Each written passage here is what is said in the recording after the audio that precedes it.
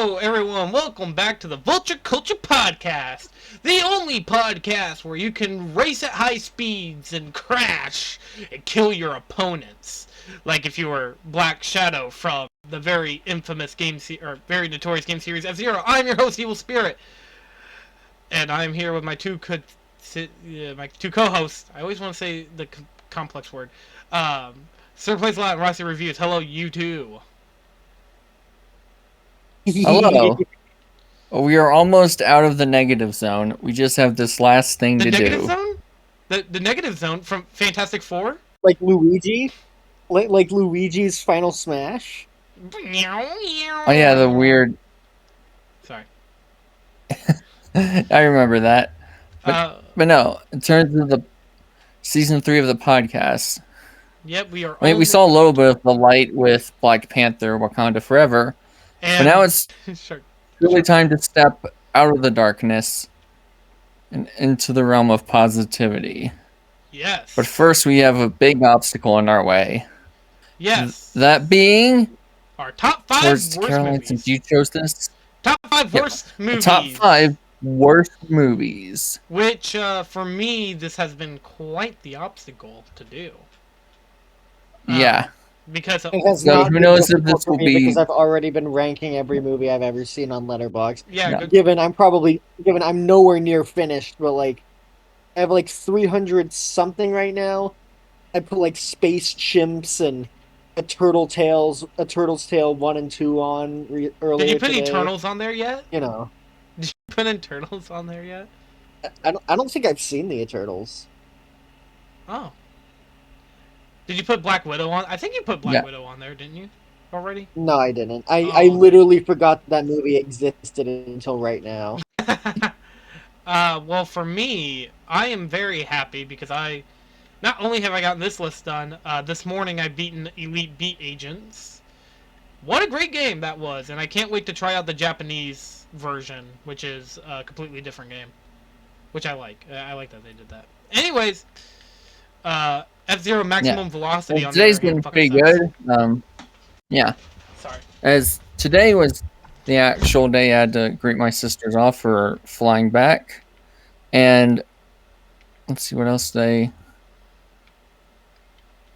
trying to think of what else I did today. Didn't you guys watch a movie today? Didn't you guys watch... Oh yeah, Die Hard 2.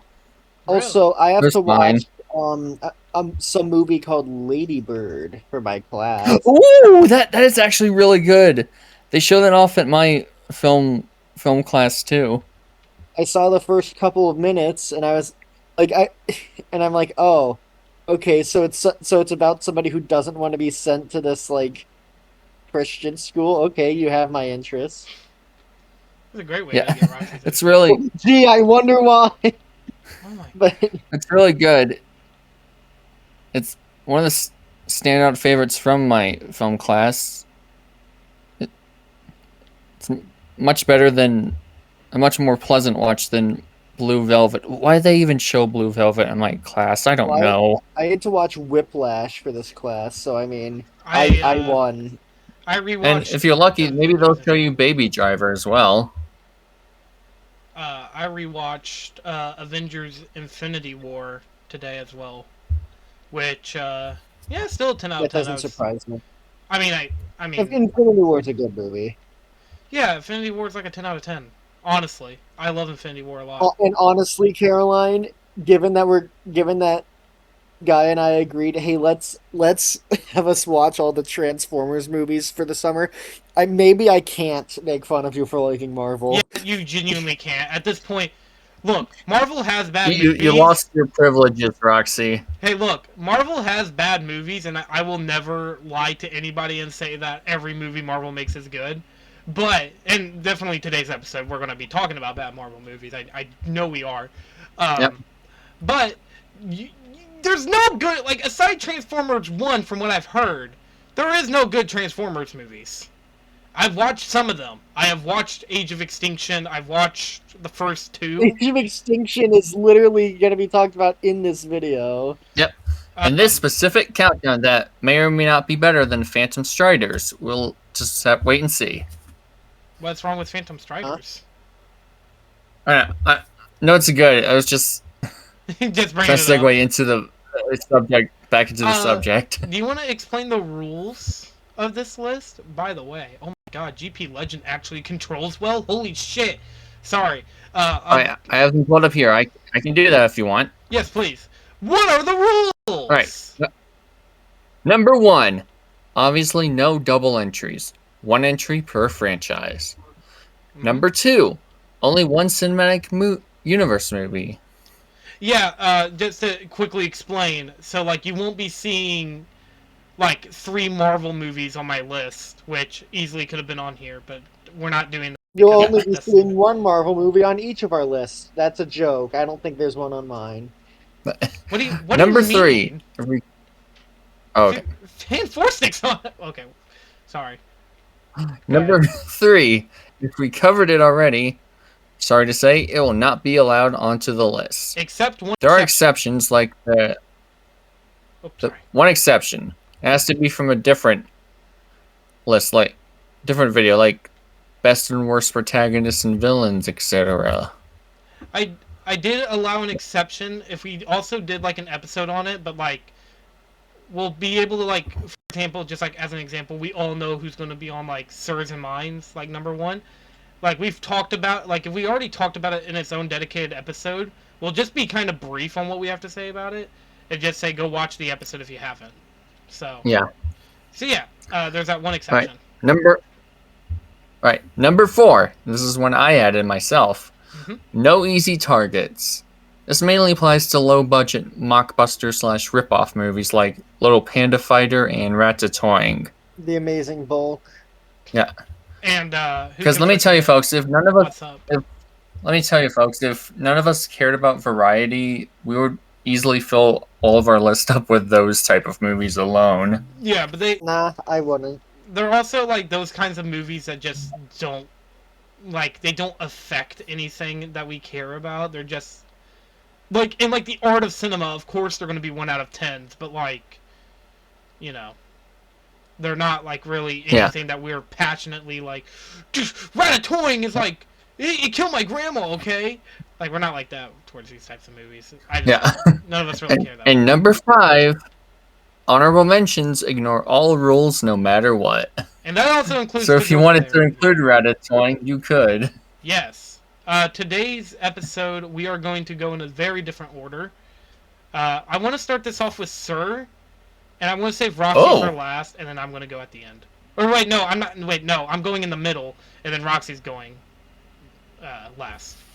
And if you're wondering why, I feel like I never do that enough. I always go like, oh, I'll go last, and then we'll put Roxy in the middle. Why am I like always in the middle? What's up with that? I don't know. I just think it's because like for a while there you were always in the middle from like the Discord thing, so. Am I just the designated second main character, no matter what? Like, it doesn't even matter who the number 1 and number 3 are. I'm just automatically second, inexplicably. Mm-hmm. Oh yeah, there we go. Okay. So we have our one honorable mention, finally. Oh my gosh. How many times have we been like the last 2 lists we did, we were like, we did 2 double entries. Now we're only doing 1 because we'd be here all day. If we allowed for more, we would have might as well just... I imagine editing all those would be a pain. I mean, so far, Caroline. So far, top 5 worst villains has been kind of annoying to edit. But luckily, it's almost to the point where I can start tweaking it and doing the final bits of editing. So, yes, The good thing is, I know that we've all seen my honorable mention. Unfortunately, we've all seen it. All right, so let us get into this. Let's get started. Yeah, honorable mention, dishonorable mention. I always say honorable mention. Yeah. Let's go. Let's do this. All right. All right. This may. What's unfortunate about this one is that it really it was getting the proper amount of hate at first, but then someone had to make a video where it completely backfired. It's like, guys, you're hating this movie too much. And you'll know why when I say its name. SpongeBob SquarePants Sponge on the Run. Yo! Oh, okay, because then everybody associated it with, no, you don't get to, you know. Yeah, exactly. But thanks for that. 24 frames of Nick. More like 24 frames of dick. Runs away. I'm running away. Anyways, so, why is Sponge on the Run? Yeah. I mean, I know why, but... It's an honorable mention, but honestly, if I were to include it, it would be number 2. Ooh. Alright. It is thankfully or unthankfully been spared. But literally the animation and voice acting are the only redeeming elements about it. Everything else about mainly its script is so terrible. Just the plot itself is just I've noticed this as a running problem with some of the later SpongeBob movies, is that they're so derivative from both other episodes and this one especially of the first movie. But of course, and have you seen the snail? Yeah, and have you seen the snail? And just like the sequel episodes in recent seasons, it lacks all the charm and heart of what made those stories so compelling. Yo, should we all be dressed as somebody from a movie on our list in the thumbnail? You need to still draw yourself as Magneto. Yeah, I know. I still gotta do that. You gotta I'll probably do it. You got a week. I'll probably do it tonight. Yeah, and anyway, back to Sponge on the Run. Yeah, and not to mention it's poorly paced, heavily it has a lot of fluff. With the whole Ghost of El Diablo. I'm sorry if I mispronounced that. And was the whole hey guys, let's stop the brakes on this movie and do a whole advertisement circle jerk for Camp Coral. Wasn't it like a backdoor pilot? Isn't that so? It essentially was a backdoor pilot. In fact, the original plot of the movie is that it was supposed to have a younger SpongeBob be at Camp Coral where Poseidon takes Gary and he meets up with Patrick and has to go save him. I see. Yeah. Well, it's that the movie's pacing just literally stops in order to do these pointless flashbacks of why SpongeBob shouldn't be executed. Which, by the way, have nothing to do with whether or not he actually committed the crimes on trial for. It's like no, literally, that's like if somebody was on trial for like, I don't know, leaking government documents, and I showed up and I was like, oh, you know, Caroline was nice to me. Yeah, that's not. That might have been funny, but the movie itself certainly isn't. Like, good God, is it not funny? It's not funny, didn't laugh. Like, never once. I mean, still to this day, the original movie still makes me laugh a ton. And it also makes me cry with how it earns its heartfelt moments and character arc with SpongeBob. Yet here, not only do all the emotional beats it wants to hit feel incredibly forced and unearned, here I didn't laugh, smile, chuckle, grin, or even thought to myself, well, at least that was a good attempt at a joke once. You wasted Danny Trejo movie. What? Danny Trejo. I said you wasted Danny Trejo. I don't know who that is. Machete from Spy Kids. Oh, okay. Who is he? He was like El Diablo in this movie or something like that. Yeah. As you guys can tell, I have not. Or was it Snoop Dogg who was El Diablo? I think both of them are in the movie. I just don't remember who plays what character. Either way, each of them is a waste. But I'm less. Yeah, but I'm less offended by the waste of Snoop Dogg since and the waste of Keanu Reeves. Yeah. The most wholesome. Not to mention it has these random, like, it suddenly wants to be like Shrek and integrate a bunch of radio music into. The only one that kind of works is like Living a Vida Loca. Again, it's dragged down of how incredibly unfunny the humor is. The one good joke I can think of in the movie is the one where Patrick opens his own jail cell just to leave. I mean, that's the only good joke I can think of. Wasn't there also like another joke that you said that was like, 7? Like it was like about the number 7 or something, or was it 11? Oh yeah. So no, so what I said was I said it was delivered weirdly, but the actual concept is funny. Patrick puts all of his money on L at the casino, and SpongeBob says, and SpongeBob says, Patrick, that's a 7. And he goes, 7 starts with an L? Well, that's weird. And I'm like, okay, if it just stopped when he said 7 starts with an L, then that would have been funny. Yeah. Would you agree with that? Yeah. Which Sir did bring this up. There is, if you guys really do like hearing Sir talk about Sponge on the Run, he did bring it up in one of the other episodes, one of our other lists. But obviously, top 5 worst sequels. Mm-hmm. So if you guys, I mean, I'm not trying to cut you off, Sir. If you have anything else you want to say, go ahead. But I'm just saying. Let me think. It was. I just hate this movie, you know. No, I fully get it. Yeah, and even more sad. This was the last thing Hillenburg ever worked on before his passing. Yeah, his sad passing of wasn't it ALS? Yeah, I think so. May he rest in peace. May him rest in peace. And may the show rest in peace. It's essentially a walking zombie of unfunny, overused faces and dead references to previous work.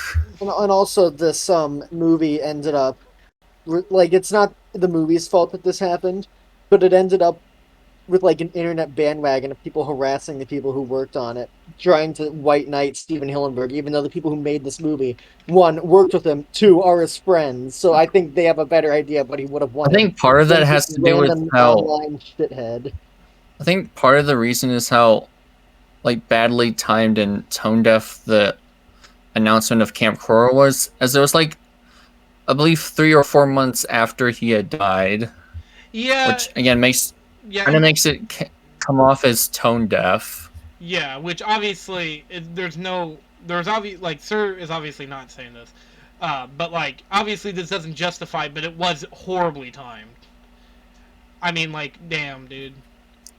But yeah, so yeah, I think for now that's all I have to say about Sponge on the Run. Which we don't plan to do an episode. Well, it was the least lucky enough to be spared from this list. Yeah, good on it. And so it's a dishonorable mention. Yeah. Which I can't wait till I start. Literally, actually, after I'm done editing, once I'm done editing, oh my god, once I'm done editing the worst villains list, I don't have to edit anything for a while.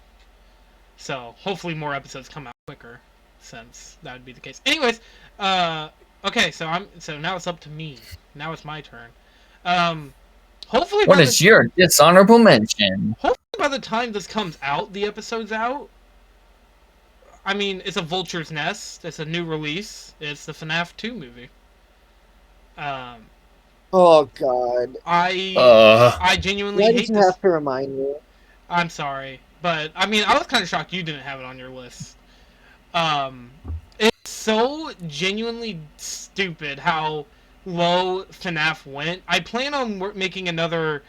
It's also maddening how fans of the series will suck up to anything. I do plan on making another video titled like I'm done with.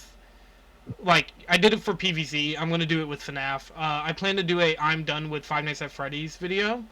Because this movie was kind of the straw that broke the camel's back. The quality of the product with FNAF doesn't matter. What matters is how fuckable the animatronics are. I mean, ever That's since that's what's being aimed for now. after I got done beating Security Breach, I was like, okay, this series is obviously like doing something wrong, but they could obviously course correct into something right.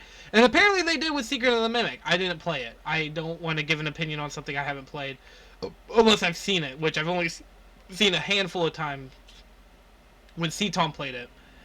And then I played 5 Laps at Freddy's the demo once I got my Steam Deck, and I was like, wow, this is atrocious. But I was like, okay, the FNAF Wow, this movie. is worthless. It's less than worthless, my they them. Yeah, that's how it felt. And I was like, I don't think FNAF really could get worse than 5 Laps at Freddy's awful demo that was released. And then I watched the movie, and then I was like, okay, so now they just legitimately do not care about this franchise. There is nothing they could do to make me want to come back to this franchise. Like, oh my god. So, like, the movie itself, if we just take the movie and isolate it from the rest of the series, it's still awful. All the characters suck. Mike is just there. I don't even, like, remember any big thing Mike does other than play, like, a ROM hack of Five Nights at Freddy's 2, where you could shut the vent doors. If you try taking it as an adaptation, it's not good because they literally don't even adaptate the game correctly. He doesn't even spend 5 nights, which the first movie did right, by the way. And the first movie is already really bad. Yeah, the first movie's also really bad. Like, I'm just sitting here and I'm like, okay, well, what could be worse than, what could be worse than this game? Well, I mean, it starts off by casting Megan Fox.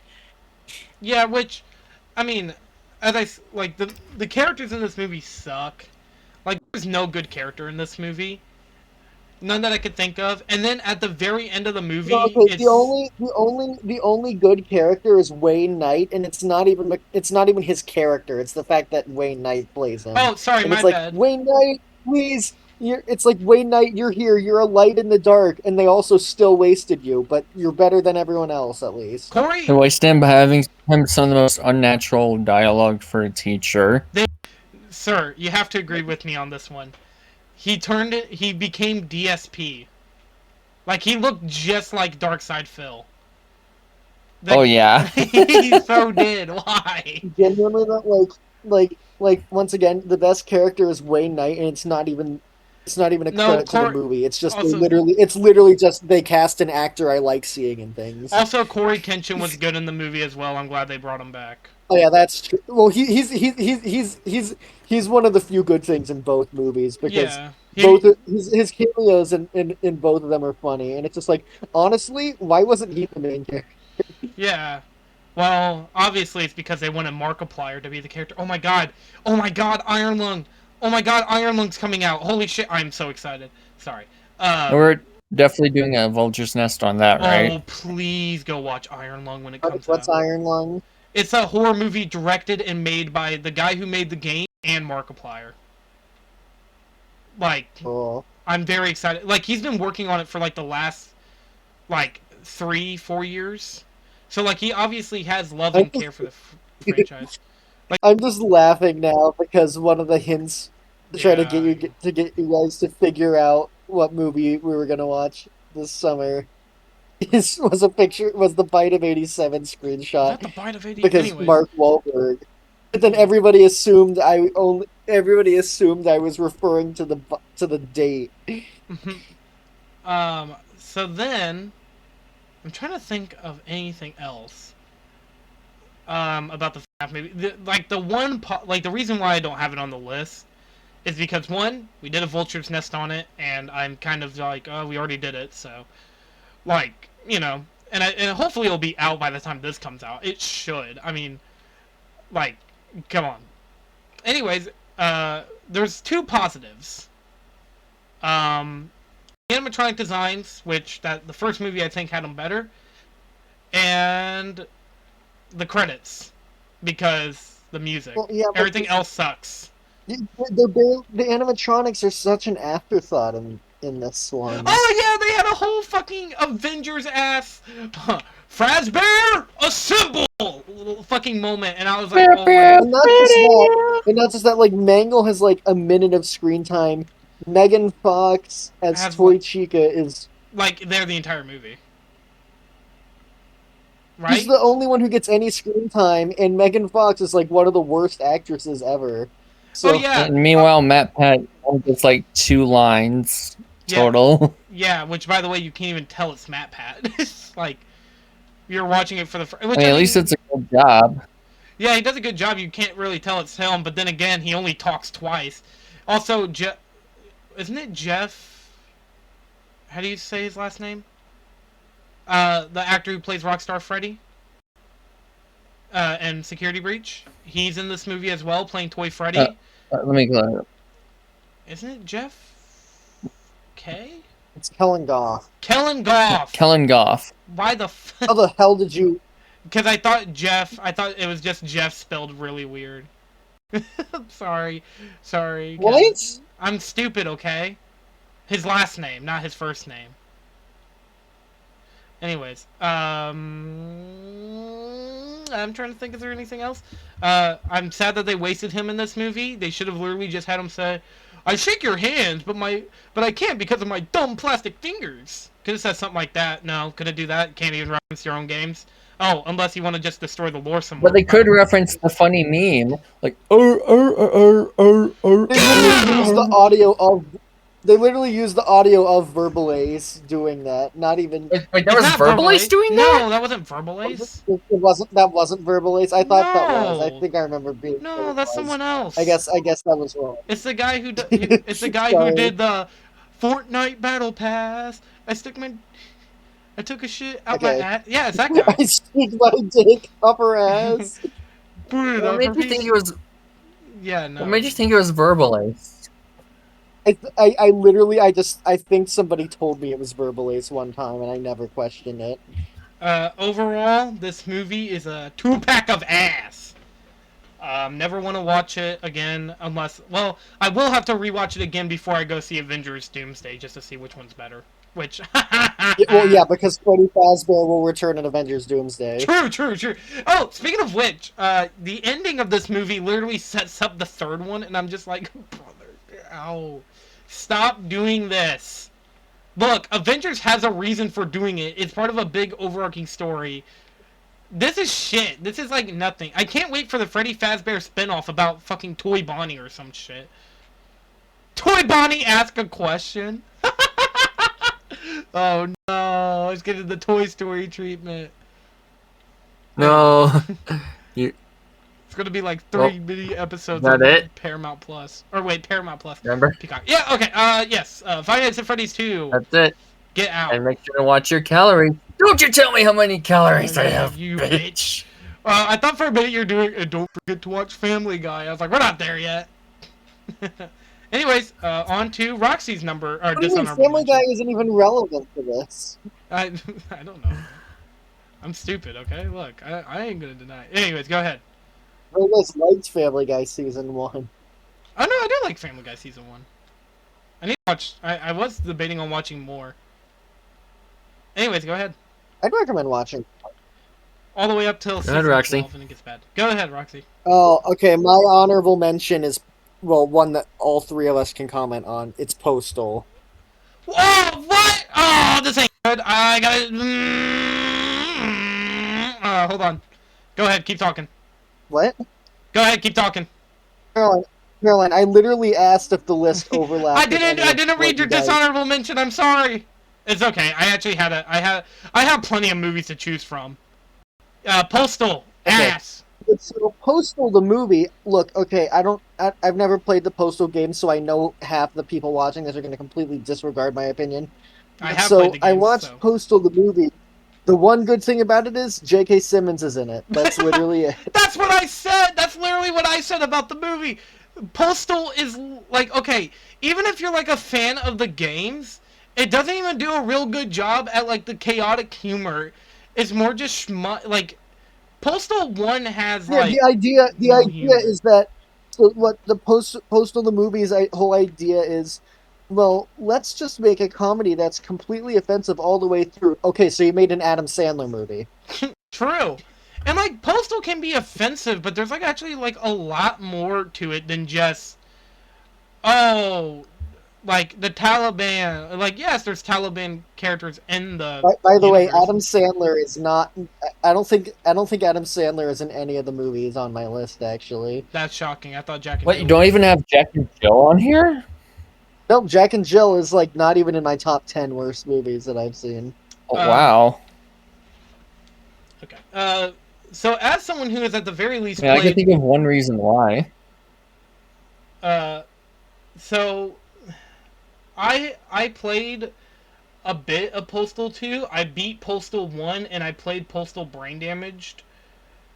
Um, so like I know the series a little, not to like the extent of like guy who's played like, It doesn't matter. You don't really need to know. but like But like Postal, the movie is genuinely nauseating with how it's structured and paced. Like I couldn't. It's you can't even process what's going on other than like they're in a town called Little Germany full of Nazis or some yeah, shit. It's that's the so joke. unfunny. It's so unfunny because it literally just tries being edgy. Which yes, before anybody says yes, Postal is known for being a little edgy. Like that is a thing that the Postal series is known for. It's literally considered one of the most offensive game franchises of all time. But like at the same time, there has to be like jokes around it. Like why Postal Yeah, 2 is so being funny. offensive isn't a joke. You can make offensive jokes, but the sheer act of being offensive isn't It's a like joke in of itself. it's like that it's like the kid who's like, "Oh yeah, I have dark humor," and it's literally just him saying the N-word. Like that's the joke. Yeah, it's like, Literally, Postal feels like watching a bad Adam Sandler movie, and yet it's worse than any of the Adam Sandler movies I've So seen. like Postal also has like the issue of like the dude isn't really like the dude does like a lot of stupid shit, but like the joke is like You're the guy. The guy. He's not the guy. I am. Hey. you're the dude. Big Lebowski reference. I was referencing Spy Kids 3. I know. I was making a reference to. I was referencing the Big Lebowski Can we because do there's an a. episode on Spy Kids? No. Anyways, um, Postal also has a point in the movie where like basically throughout most of the movie, it's just like random bullshit that happens. And yes, Postal does Yeah, have once random again, it's bullshit, which is genuinely fine. But it's like, nauseating to watch yeah, because none of this has any through line. like it's like if they tried making a movie about Gary's Mod, which wouldn't work because Gary's Mod is like not is a sandbox. Like Postal's like less of a the sandbox. There is like a sandbox, small plot. a tool that you use to make other movies. Yeah, like Skibidi Toilet. Anyways, I'm trying to It's think. directed by Michael Yeah, Bay. directed by Michael Bay. I don't think that's happening anymore, is Is it? that, Didn't I they don't get think canceled? I don't think that's happening. I think they got I think it got canceled because like I can't remember. Like I don't think it was Valve. I don't think Valve No, had any issue with it. I don't think no, they no. cared. From what I heard, apparently it was just like a rumor or something. But damn, I can. Could you even imagine a Skibbity Toilet movie directed by Michael Bay? I would love to see that. Oh I love God. Sloth. I love Transformers. I love Transformers, Charlie. I love Transformers, Charlie. I I love love Transformers, Transformers. Charlie. You should be I saying love that in pub. You Transformers. should be saying that, and it shows that we're in like a red state. Yeah, you might not want to be saying that here. No, no, no, no, Caroline. What it would be is, I love Transformers, Charlie. I love Transformers. I would not be screaming that at the top of my lungs. Roxy pulls out the Romeo and Juliet card from Age of Oh, Extinction. goodness. One Do you other even know what thing. I'm referring to? No, I don't want to know. I haven't watched. Oh, you'll learn. You'll learn. Oh my gosh. Because Age of Extinction is going to be talked about in this video. So yeah. Other things about Postal that sucks about it. Um. It feels like most of the jokes of the movie is like just it's like random bullshit go. Like that's all it is. It's awful. It's literally just like, here's a bad thing that happened. We're going to reference it. Look, there's Nazis. Look, there's, I don't know, Fidel Castro. I don't even remember if that was a thing that happened in the movie, but it wouldn't surprise me if No, it was like, they oh, here's Osama bin Laden. He's at like a random book conference about how he could become a better boss or whatever. It's stupid. It's a waste of time. It's a waste of everybody's time and money, and it's awful. Never watch it. It's free on YouTube. The only good thing is J.K. Simmons, and he's not in most of it. He literally dies at one point. He just gets exploded. I don't even remember anything he does. I just remember that he was in the movie, and that makes me happy. He had like some of the best lines of the movie. Like he literally started talking about how the people in 9/11, like when they died, they weren't good people. They were bankers that were just trying to corrupt America. And then like the storekeeper came out and he's like, "Dude, can you leave?" He's like, "No, fuck you." He's like, "I'm doing a speech for the fuck you party." He's like, "Fuck you." He's like, "Fuck you too, sir. Have a nice day." It's stupid. It's stupid bullshit that happens. Again, it's nothing. It's colors and noises. I don't like it. It's awful. Roxy having it on their list is funny because now I can finally talk about this other movie I was going to put on this list. So, okay. I didn't read their dishonorable mention. Oh. Anyways. I bet you're happy that at least you get to add another movie. Yeah. That's going to be interesting to talk about. Yes. All right, sir, your turn. All right. I eventually had it. You know, if you know me personally, you know I had to add one of these on my list. One of what? You know what I mean, right? What do you mean? Explain it to the audience who don't know. Yeah, I don't know what you're referring to. And Roxy. All right.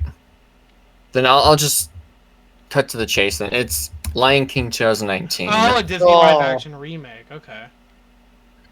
Oh, it's very. Okay, first of all, you want to? I have to get this out. Do you want to know why exactly I hate the Disney live action remakes? Because they're unoriginal and there's nothing new about them that makes them stand out. They're unoriginal.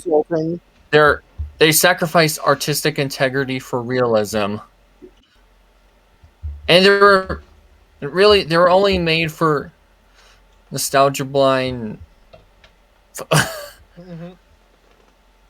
people who are nostalgia blind for the original, and for those who think they're above the originals just because one's animated little kiddies and this is live action, the more sophisticated adult movies. I hate those type of people. I hate. Same with. I could literally give an entire AM speech for just how much I hate people who say that animation's just for kids. They're like some of the most punchable, nauseating, infuriating mindsets I've ever. Get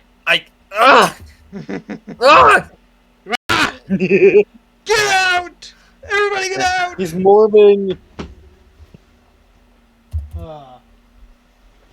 He's turning into Charlie Morningstar. Fuck! I can't add that movie. Damn it! I thought of something else.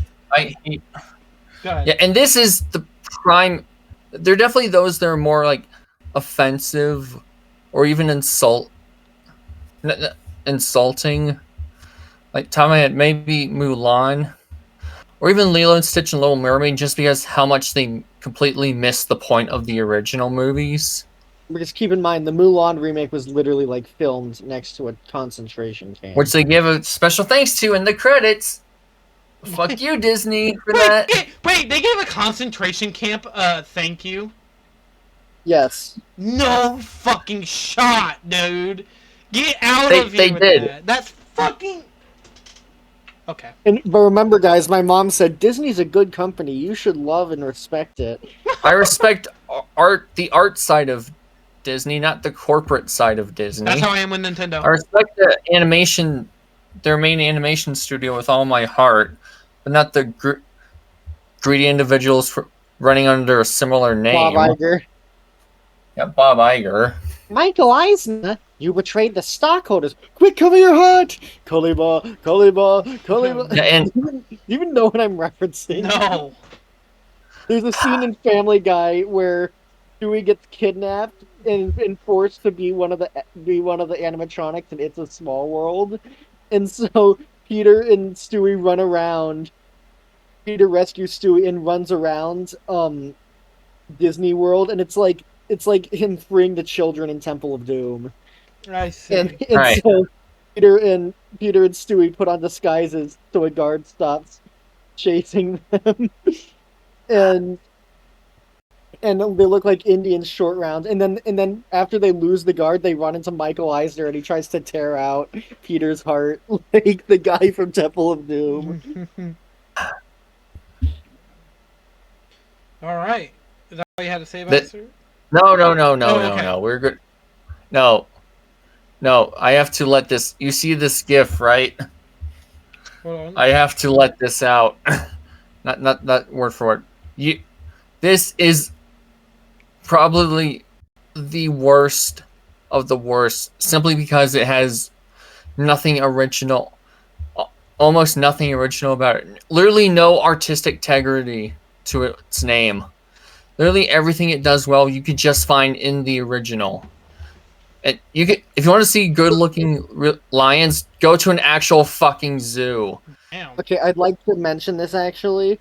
The How to Train Your Dragon live action remake is not on my list, but I hate it a lot for the exact same reasons. Yes, it's such an hollow nothing. It represents everything wrong with the current state of. I don't want, not one of those pretentious people who say Disney sucks now. DreamWorks is the real kings of animation. Literally, that only happened after one good movie from DreamWorks came Yeah, out, and everyone just forgot that DreamWorks is inconsistent as hell. yeah. And those same people will literally bend over backwards just to not say a single positive thing about Disney, even when it's undeniable. Mm-hmm. That's. They're also up there as part of my least favorite mindsets, but yeah, we've been talking. It's such a hollow, nothing movie. And I hate it for everything it stands for. I hate it so much, you know? Shall we just move on? Okay. Long live the king! Just pushes this movie off a cliff.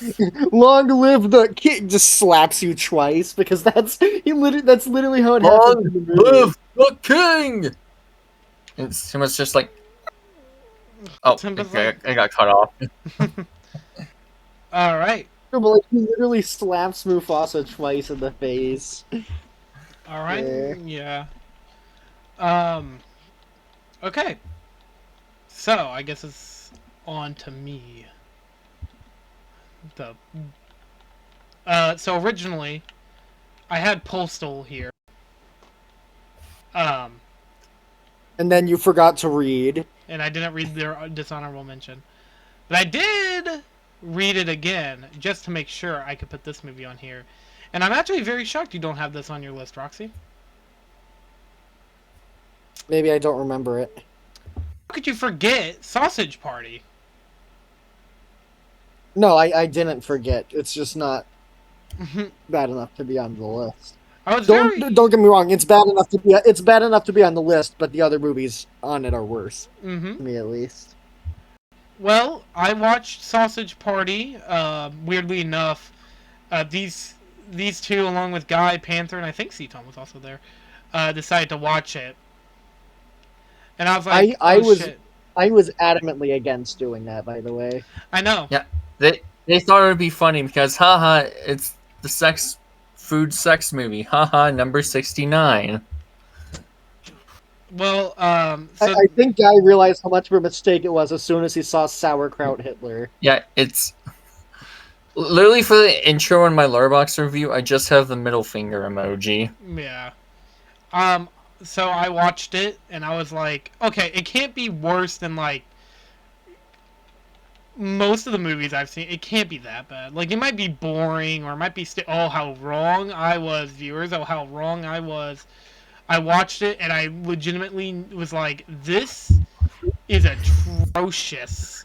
Like, this is like wrong to watch. Basically, It's these food items that are alive. They want to go get eaten by humans, but they don't know they're about to get eaten. Then they realize they're about to get eaten, and then like the Okay, rest of can we at them. least agree What's up? that even though you two don't like that movie, Sausage Party is much worse than Fixed?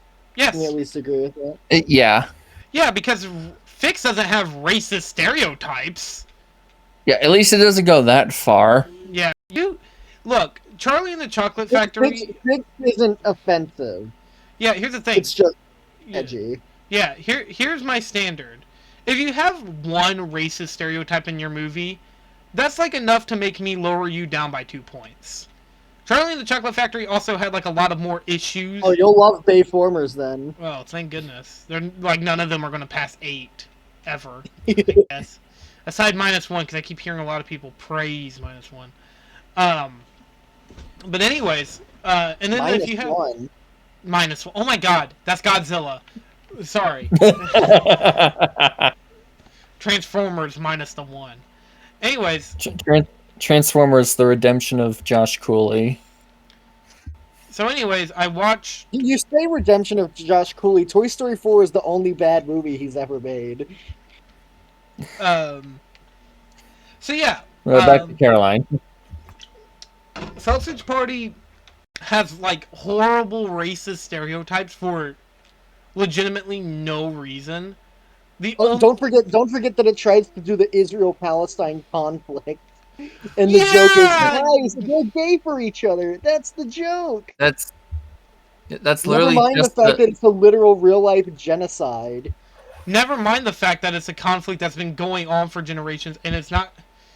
It's also like, I mean, no, definitely not advocating for the genocide. I'm just saying, like, it's such a huge conflict that there's so much going into it, and you guys are they're just like joking about it. Why? What?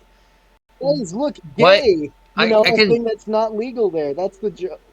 I think it's like, Yeah. okay, for the type of humor it is, I guess it's trying to compensate for trying to be quote unquote adult, because it reminds me of another movie with a similar problem. Crazy Nights. I was more so thinking the Happy Time Murderers. Remember that? Unfortunately. Yeah, it's like mainly the jokes is just as hollow in that movie. It's like, haha, a Muppet. Muppets don't have sex. Haha, Muppets don't say slurs.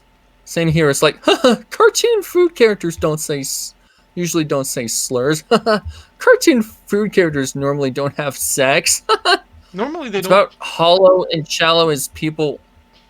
It's about as shallow as the people who claim that Vivzy Pop's humor is just swearing, which okay, it's not.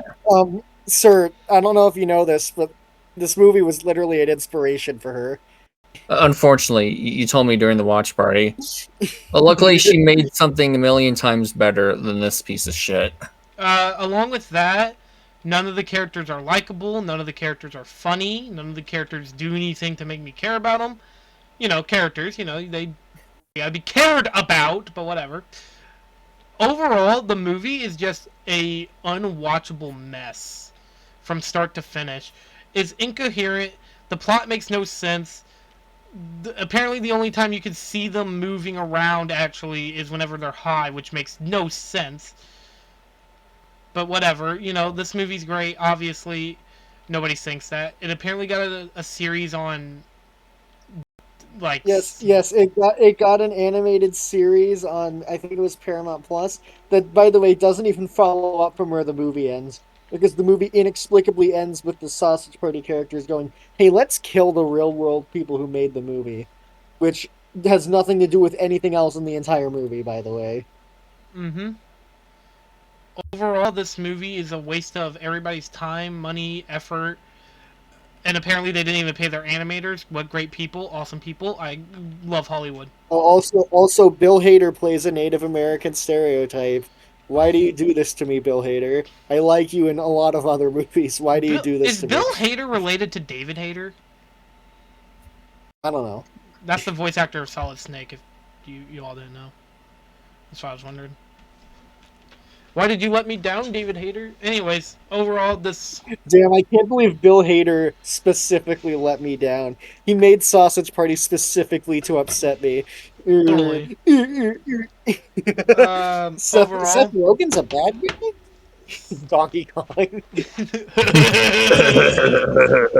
by the way, Illumination cast the guy who made this.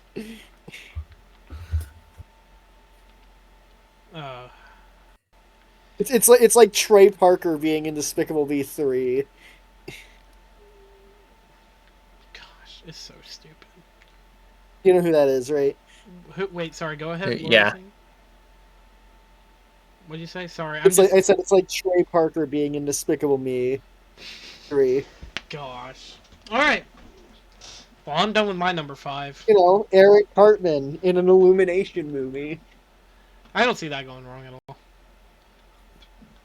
Go ahead. Roxy, your turn. You're number 5. Or wait, yes. Oh, well, it's my turn already? Yeah. I don't have a lot to say. Sausage Party's just awful. It kind of speaks for itself. Okay, Silent Night, Deadly Night 2. What the fuck are you talking about? So, Silent Night, Deadly Night's not a good movie. But, so basically it's a guy driven insane by the trauma of being abused by a nun at an orphanage, dresses up as Santa Claus and kills a bunch of people. Oh, and also because he saw a guy dressed as Santa kill his parents when he was a child. Nice. But so, he goes insane, puts on a Santa outfit and kills a bunch of people. And then Silent Night, Deadly Night 2, the entire first half of the movie is his brother in prison going, so this is what happened with my brother. And it's literally just, he explains the entire first movie with clips from the first movie playing. That's the entire first half of Silent Night, Deadly Night 2. And then it's him doing a bunch of killing, not in a Santa outfit, and then at the very end he gets in a Santa outfit. It's stupid. It's bad. It's literally like a clip show about a movie. That's so dumb. I don't know. Do you want me to say anything else? You don't care. Nobody fucking cares. It's Silent Night. Oh, once again, that everything I said. Was it this movie? There's nothing to even add because half of the movie isn't even this movie. Was it this movie or the first one that had the garbage day meme you were talking about? It was this one. Gosh. It sounds dumb. It all sounds so dumb.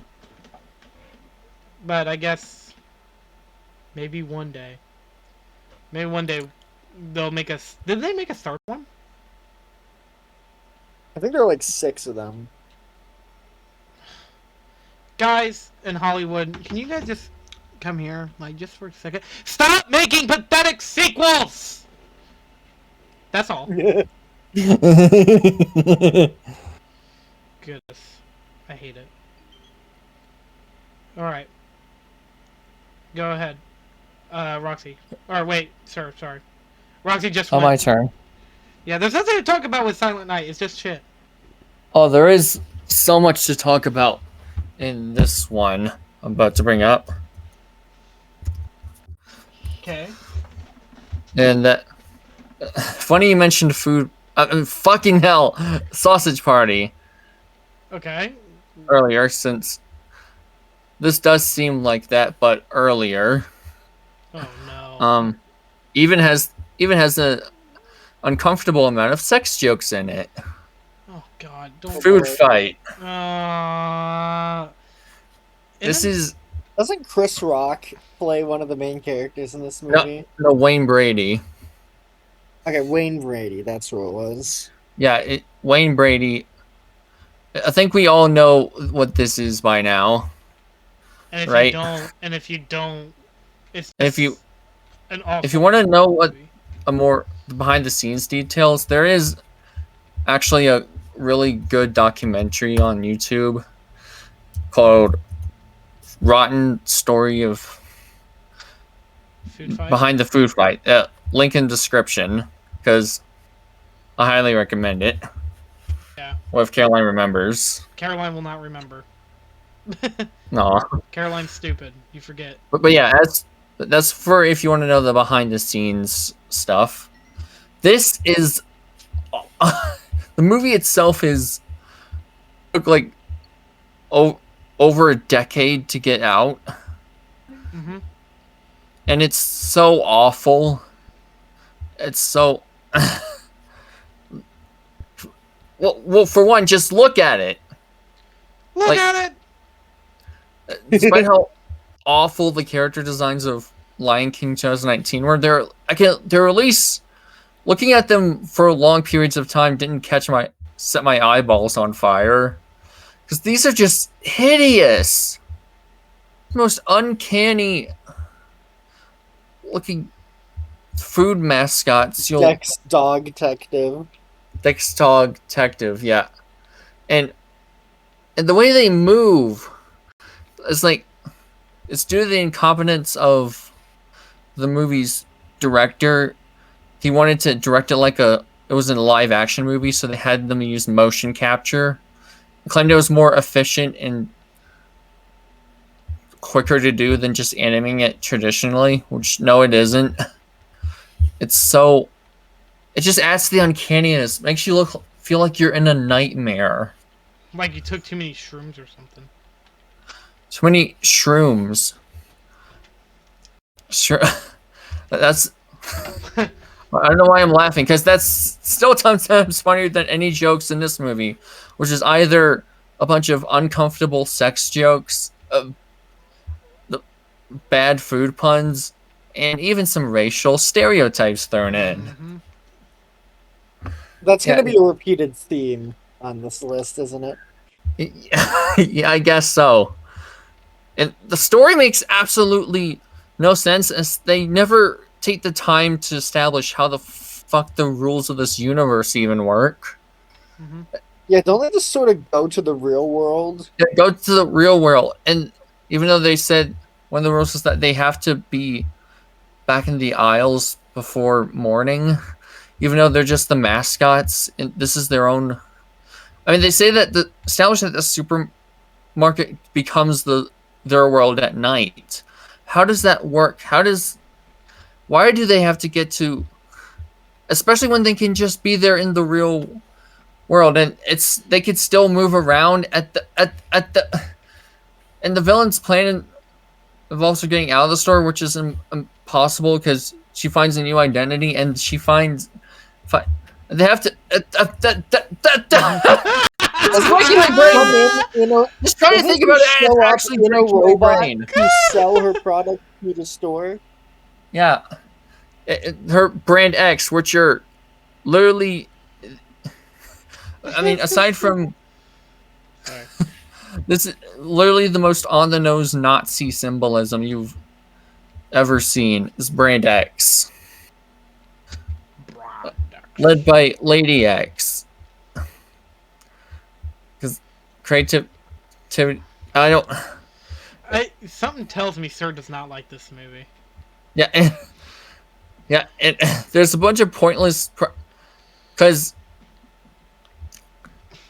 literally during the production, they lost half of their product placements, so some of them had to be turned into original characters, like with the little bat who's meant to be Count Chocula.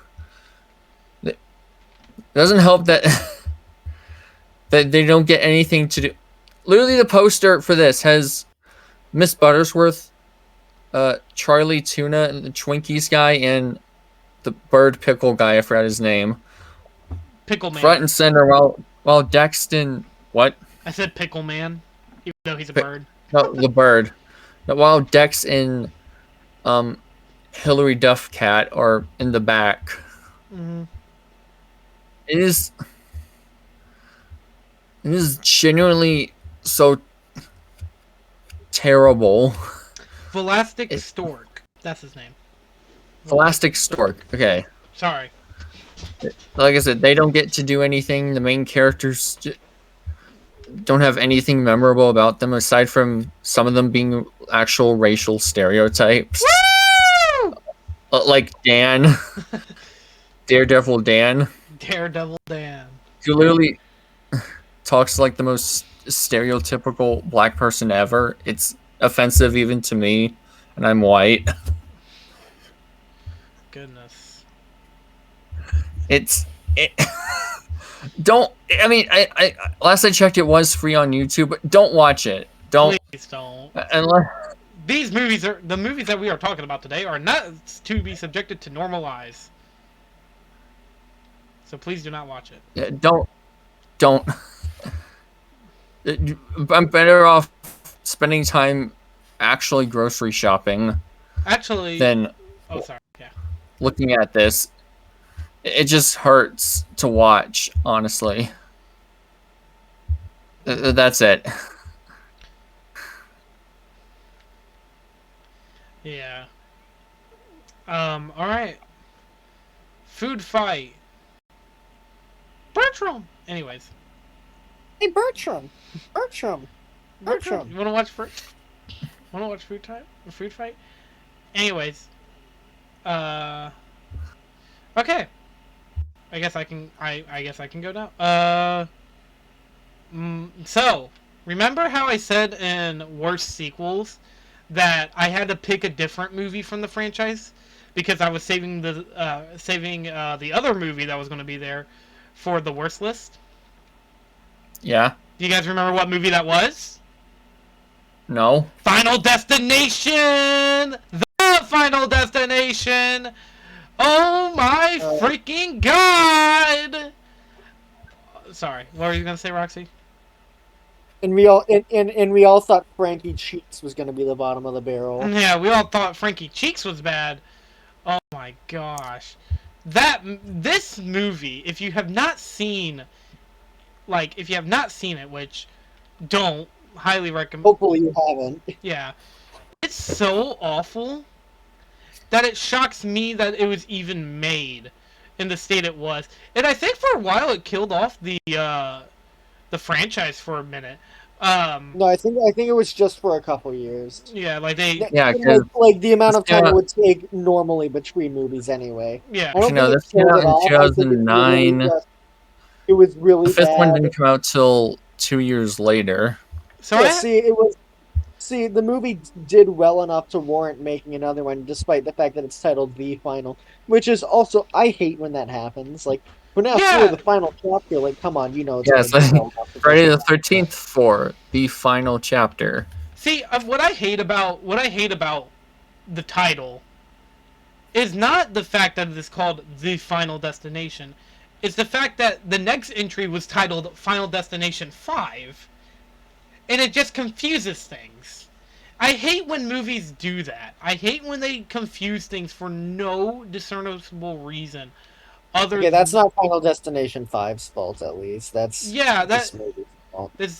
I mean, like, many people say it's not the Final Destination's fault. Maybe they thought they were actually going to stop doing it. And I'm like, yeah, but, like, still, they should have... Which, we could call it by its other name, from what I have been told. We could call it The Final Destination 3D, because, oh my god, does this movie feel like a 3D movie?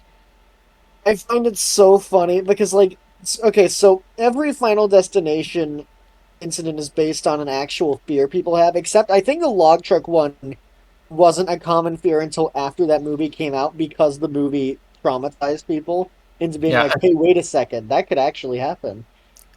Because I remember just the other day we're going out to eat with my family, and I remember I thought I saw a log truck in front of me, and I was like, oh Lord, no, it's just a truck full of potatoes. I drive behind log trucks all the time, and or was it oranges? We couldn't tell because of the lighting. Mm. Well, look, like an actual log falling out of a log truck wouldn't be like that, but like most people don't know that, so it doesn't make a difference. Like, I mean, they're very secure. I mean, as someone whose relatives work in like the trucking industry, they don't just like leave things let off and they're like, it'll be fine. We're not going to be going that fast anyways. Like, nah, they're really well handled. And like, but see, in this movie, it's a race car accident, which... Yeah, that's the stupid part, because like in the other movies, like a race car track thing. Okay, I can imagine being afraid of dying at a sporting event, but you can't really make a giant cataclysmic event out of a sporting event like that. This is stupid. Like, if it was a plane that crashed into the sporting event, yeah, sure, whatever. I mean, like I always said, like Jimmy, like a guy I work with, his name's Jimmy. He told me, like, dude, they're really like, there's like a lot of shit they do to make sure shit like that doesn't happen. Like, race cars has e-brakes. Race cars have certain things that like help out to prevent shit like this from happening. So like this shouldn't happen at all, but no, it does because Movie. Yeah, movie. Because movie. As for the okay, I'm sorry for laughing. I'm real sorry, but I'm reading the top reviews for all these movies we're talking about, and there's one for Food Fight that says the movie that's running on the monitors in the rating rooms for hell. Renders back to what you were saying. As for the rest of the movie, let's talk about the characters. One of the characters is a racist.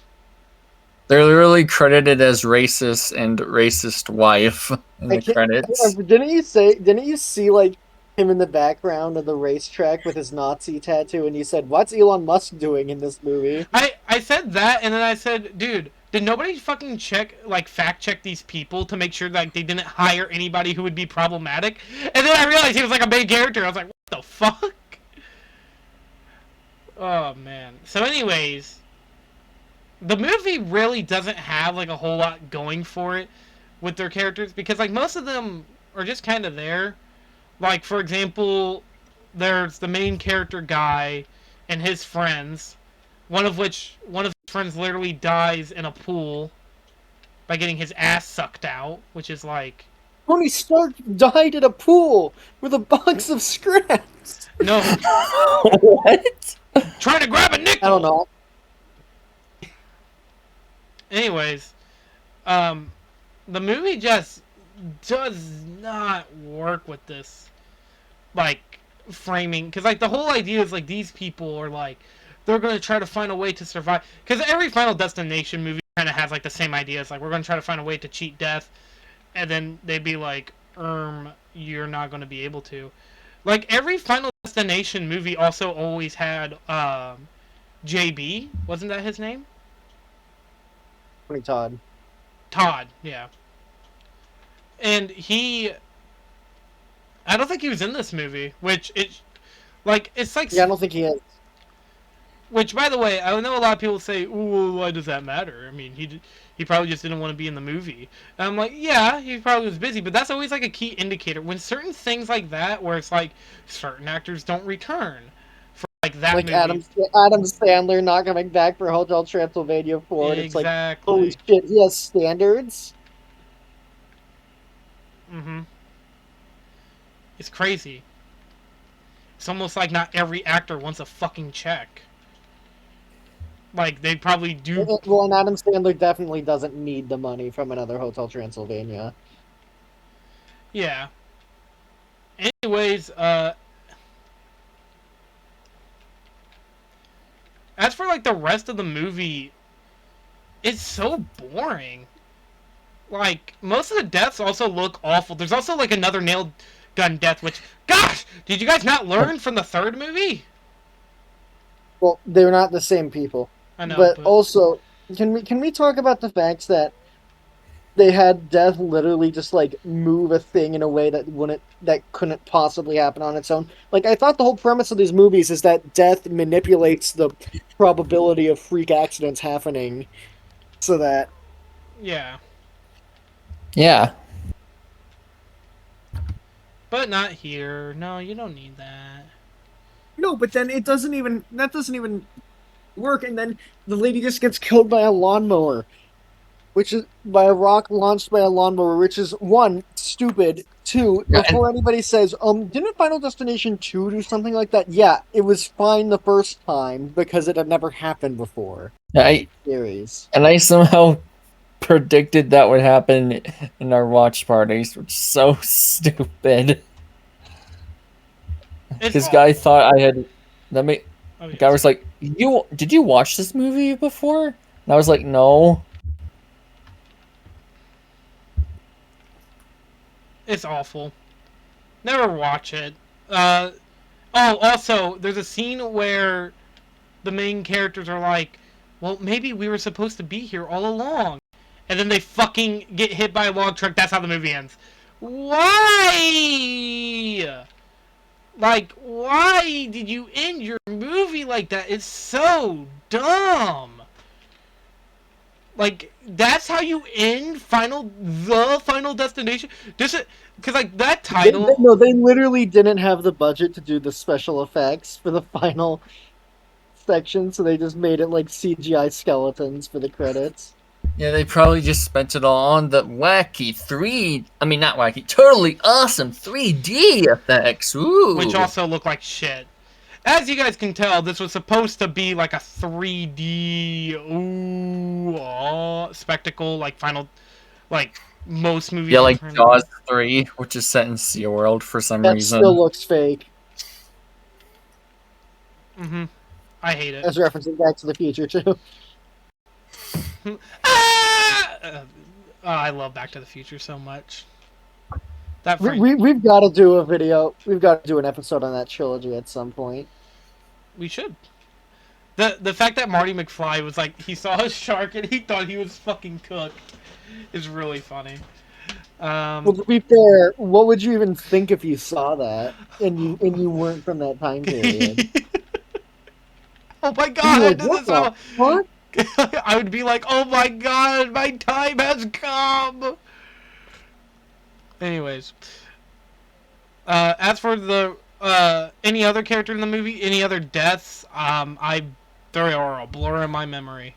The pool death reminded me of Luigi's Mansion 3, and that's the only good thing about it. And the mall death, which actually they were going to end the movie there for some reason. I mean, would have made the movie better because it would have been shorter. Mm-hmm. But no, we had to... Oh yeah, also, hey, your latch down here is unlatched. You guys might want to check up on that. Okay. Yep, safety first. Jaywalks. Fucking idiots. The fucking Nimrod morons. I hate them. I hate this movie. It's awful. Never watch it. Even if you think that this movie isn't as bad as I'm saying. If you're ever going to watch through the Final Destination series, skip Final Destination 3 and this. Yeah, because they both have nothing to do with the rest of the plot. Like, Final Destination 5 is, like, very important, and Bloodline, like, explains everything. So, just watch those. Anyways, Final Destination. And then Final Destination 2 is, like, an actual direct sequel to the first one, in a way, so...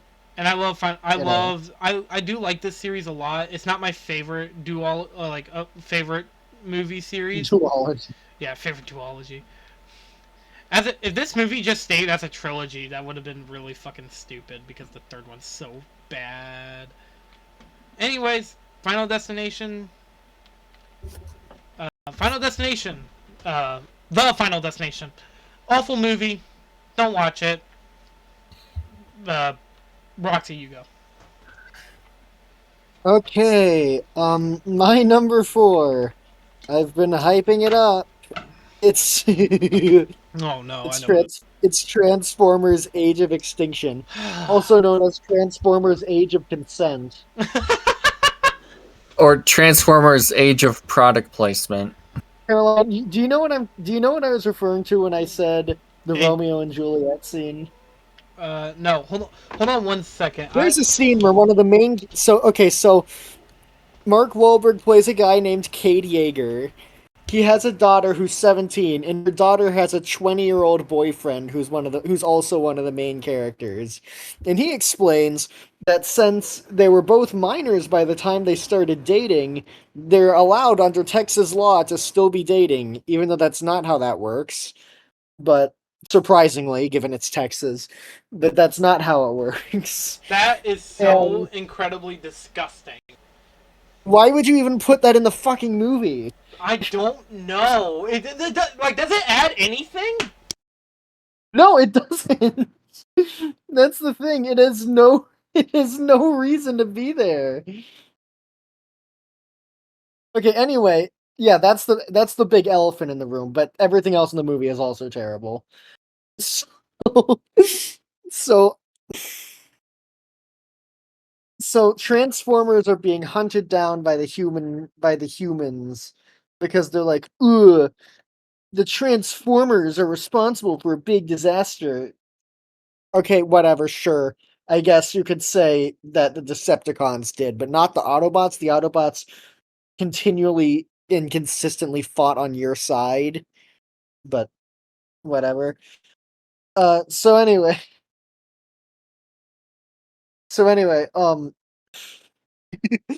so Optimus Prime is depressed because his friends are dead. And oh yeah, also the movie starts with Transformers killing the dinosaurs, by the way. Oh my god! So yeah, so What aliens killed the went down to Earth. dinosaurs? Michael So Bay! aliens went down to Earth 65 million years ago and blew up the dinosaurs with these bombs that turned them into metal, and they used that metal to build more Transformers. Oh my god. And so I'm not joking, that's actually a plot point. And so there's this guy called Lockdown, who's not an Autobot or Decepticon, who tries to kidnap Optimus Prime and take him back to his creators on Cybertron. And it's like, whoa, oh no, not that, I guess. So so they escape from his ship, and he tries, I don't remember if it was him or some other character. No, I think it was the US military actually trying to do this. Trying to blow up Hong Kong and turn everybody into metal so they can turn everybody in Hong Kong into Transformers. Wasn't the G.I. Joe referenced in this movie? No, I think that was Rise of the Beasts, if I remember correctly. Why were they trying to do... Why was G.I. Joe involved? Oh yeah, well, on top of Hasbro referencing its other things, there, Stanley Tucci plays a guy who made transformium, so he can metal that can turn into anything, and he turns it into product placements like the Beats pill and a My Little Pony plush, which then another guy turns into a gun later in the movie. And you're gonna make us also, watch... And you're gonna make us watch this? It's not because of this movie, but we are going to watch through the Transformers series. Oh. No, well, no, you don't even have to, Caroline. This isn't even for the podcast. This is just for a watch. Okay, I know watch parties. I normally don't attend all of them because of real life shit. But like, oh my god, I've been trying to go to more of them as I can. Dude, there's literally, they literally make a Transformer out of a vending machine with the Oreo logo on it. And he dies in like 5 seconds. And you left it as a hint for the movie. I never would have guessed that it was supposed to be. Yeah, that was one of the hints that I put. When being like, ooh, you want to try to figure out what series we're gonna watch? Yes, OreoBot is real. Oh, and also there are dinosaur Transformers who have been imprisoned by Lockdown, and they have no relation to the dinosaurs that got blown up at the beginning of the movie.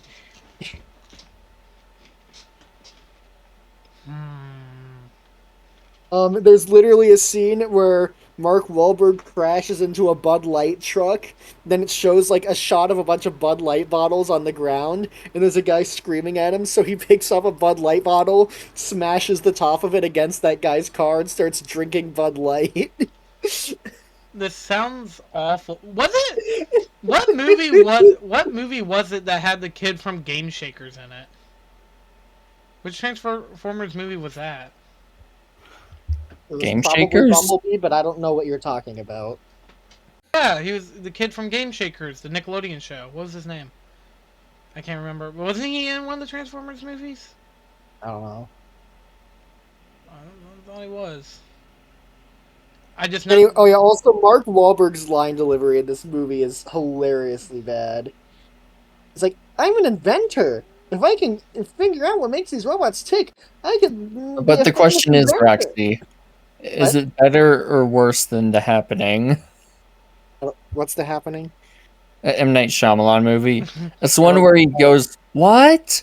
No." Dude! No, okay, and you know what's funny as well is the Transformers, the Autobots wanted to leave Earth because of they were tired of being killed by the humans, but they come back in the fifth one because they like Mark Wahlberg, and they're like, "Damn, Mark Wahlberg, you never commit a hate crime. We like you." Oh, God. Do you get the irony? Yes. Alright. Anything else about Age of Extinction? Transformers: Age of Consent. Oh my god. I don't think I ever would want to watch that movie. Like, I mean, it sounds like apparently like they had plans for like to bring the GI Joe into Transformers. That's why they had the card, but I don't know. That would have been kind of funny. Transformers versus GI Joe win. Let's see. Was there anything else?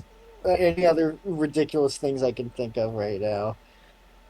Um, like it definitely has the most infamous clips from Bayformers. Like it's the movie from that series I consistently make the most fun of because like what do you want me to fucking say? It's indefensible. Is that the scene where Bumblebee is? Does that movie have the scene where Bumblebee pisses on the guy? He's like, Bumblebee, No, that's stop. the first one. Oh, okay. That line's Well, Bumblebee, first, stop I thought that was the lubricating. second one. Bumblebee, stop lubricating the man. Bumblebee, I know you gotta go. Caroline, do you want to do a No, video on the no, no, no, not on Age of Extinction, but on the first three Bayformers? no, no. I Okay, don't. but like you you keep picking Marvel movies. That's like my You equivalent. know what? You know what? And Fair enough. But if I pick Oh, a good one, do not punish me with a bad one. All I ask. do no, I even have keep in like an mind this isn't equivalent to even me that, or saying that I'll pick a Bayformers Yeah, episode. I'm like just saying you do like I'm good just saying Pixar movies or something. I have permission to. I mean, you could pick whatever episodes you want because like we're all allowed to pick what we want, but like that doesn't mean like I'm gonna like smite you down if you pick a Bayformer episode. If you pick Age of Extinction, I'm gonna be very like, oh god, why? On Age of Extinction specifically, and no other No other Bayformers one, no will other one. we do an episode God. on. All right, go ahead, sir. Your number okay. 3. Oh dear, here's This crack's really good. Sorry, this crack. oh dear, here. All right, here we go. It's very bad Christmas time. It's the Nutcracker, Oh, also known as Nutcracker 3D, also What? known as Nutcracker. Nazi Nutcracker. Yeah, why not? Also known as Nutcracker: The Untold Story. Also known as, why does this thing have so many names? Yeah, I was literally about to say, oh my god, how many names does this movie have? How many? Why is okay on Letterboxd? Why is this just this one guy who keeps giving it 4 stars and it's like it's a kids movie? What'd you expect? What?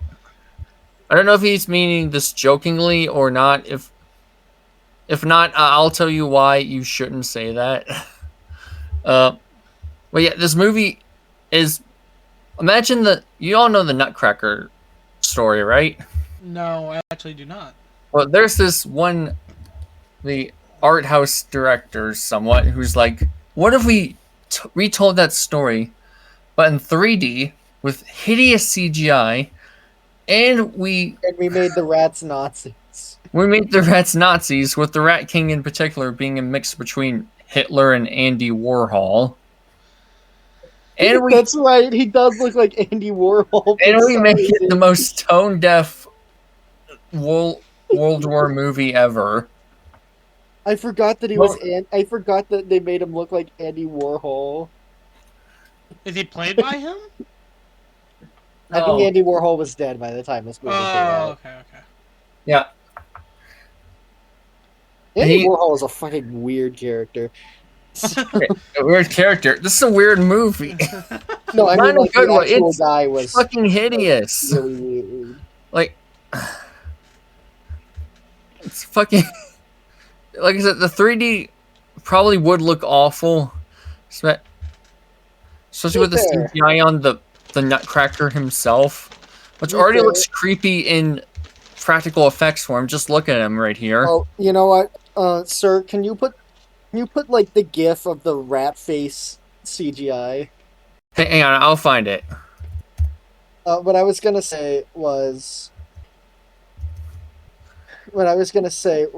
Andy Warhol probably made one of the worst movies ever as well, considering he made a movie that's literally just like an hour and a half long shot of the Empire State Building. Whoa. I don't. Oh, Caroline, did you look it up? I can't find it right now. No, I'm looking at a picture of the Nutcracker. Why the fuck does he look like that? I don't know. He looks like he was made by Scott Coppin. No, he does. He looks like Blue Boy.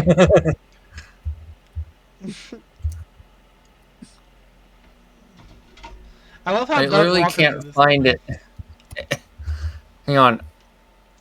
Oh, he has his own page on the fucking hell. I do not want this on my screen. You know what? Let's... Okay. While I talk about it, it's hideous. It's okay. What else other than hideous? It's disturbing. It's disturbing. There's literally a song number where the Rat King like rips off one Hang of on, the Nutcracker's friends' heads and tosses it around. And tosses it with his around. friends. And during that same scene, they like, oh my god, they like spray him with something, and he reveals part of it because he keeps reverting back to his rat form, and he looks like this. Yep. You see it, Caroline? What? Caroline, do you see it? Oh, hold on. Let me look.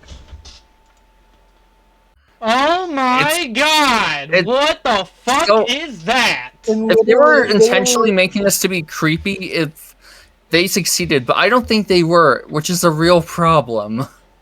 Literally, one of the plot points is that he hates the sun, so he burns toys so they're Hang on, actually Roxy, I'll explain that. Yeah, they burn toys. They like burning books during that time. Speaking of that time, you know what's even worse? Hang on. Roxy, let me explain this. Roxy, please. Thank you.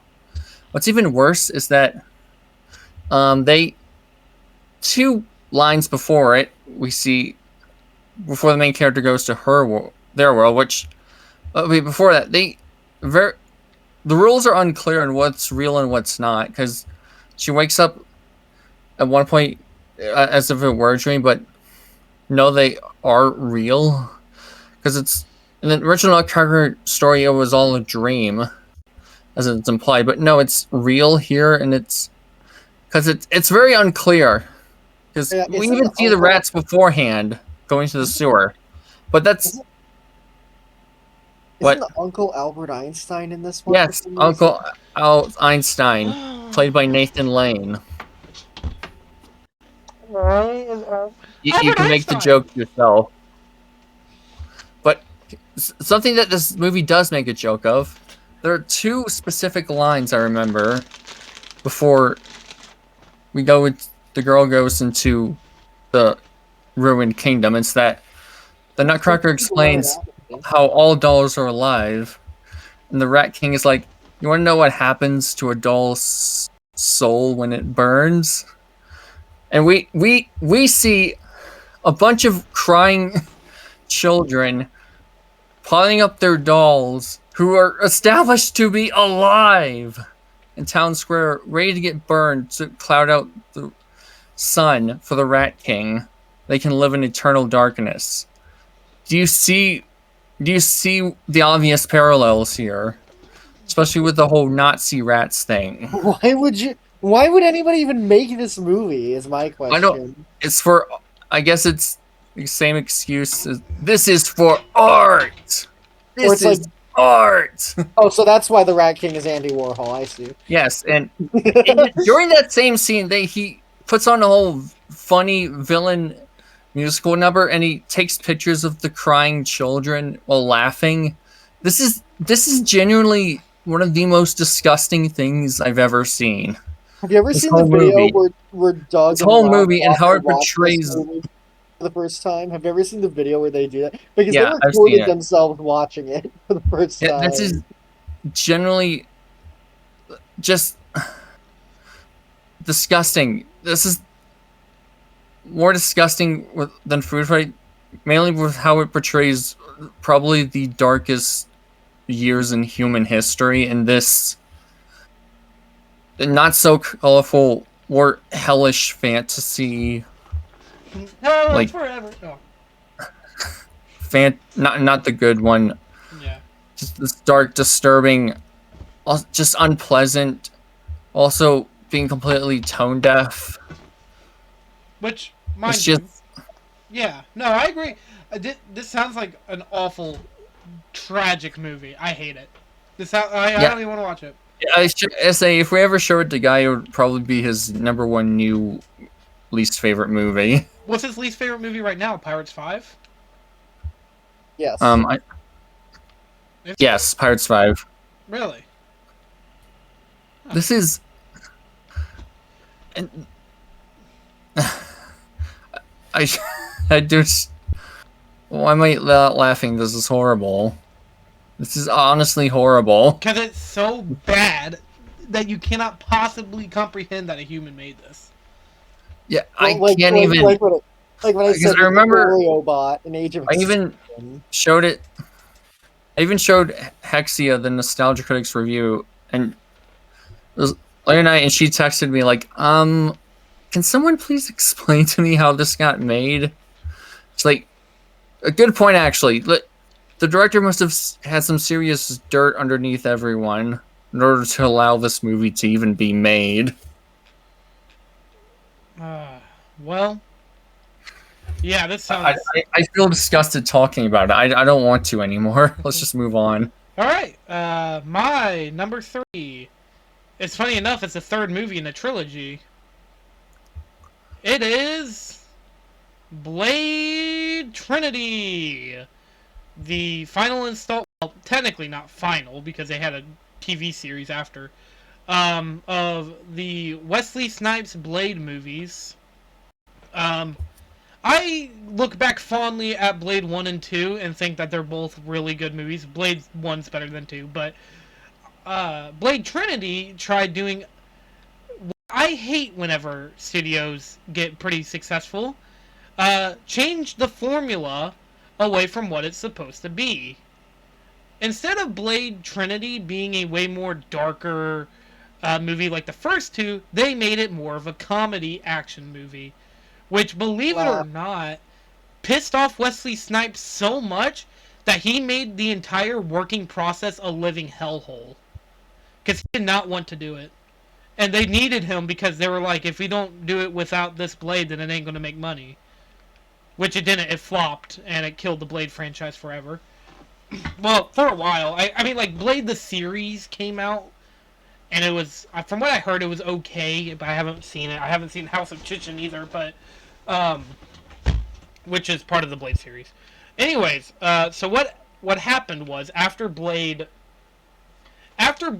Trinity, or, like, after Blade 2, Blade, Eric Brooks, he finds a new group of vampire hunters and decides to join them. One of which is Hannibal King, played by Ryan Reynolds. Say what you want about Ryan Reynolds, but I would genuinely say this is his Why does he keep getting gigs? I'm literally going to say this. He is genuinely part of the reason why I hate this movie. He is literally so annoying. So he's Ryan Reynolds. No! In other Ryan Reynolds movies, like, that I, like, you know, Deadpool, like, as an example, he's really good in Deadpool, as Deadpool. I genuinely could not believe how awful Ryan Reynolds was in this movie.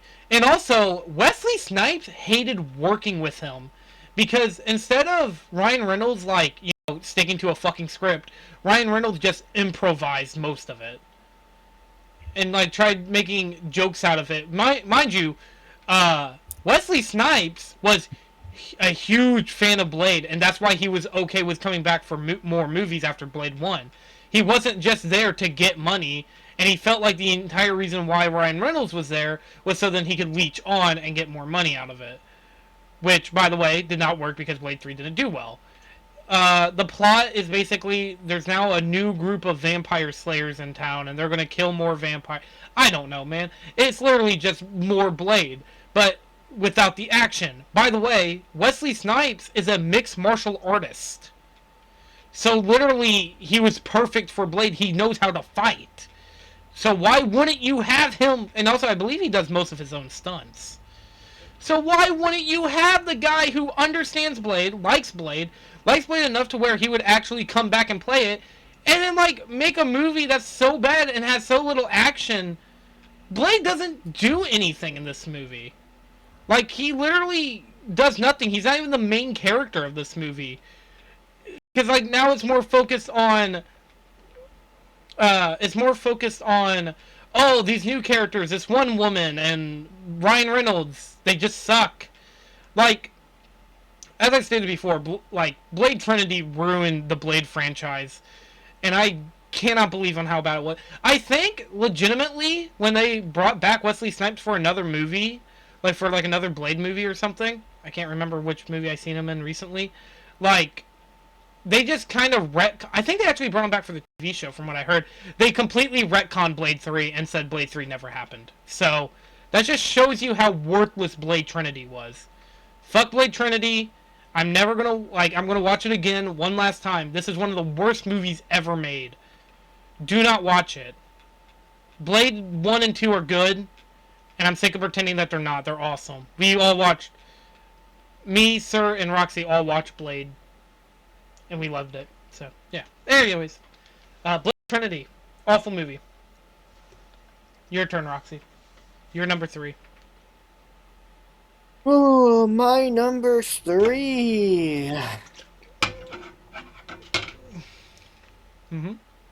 It's Fantastic. Yo, one Marvel movie to another.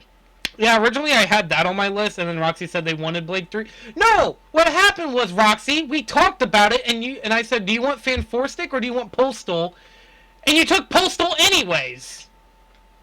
Well, I asked you because I forgot. And I said I would take Postal if you.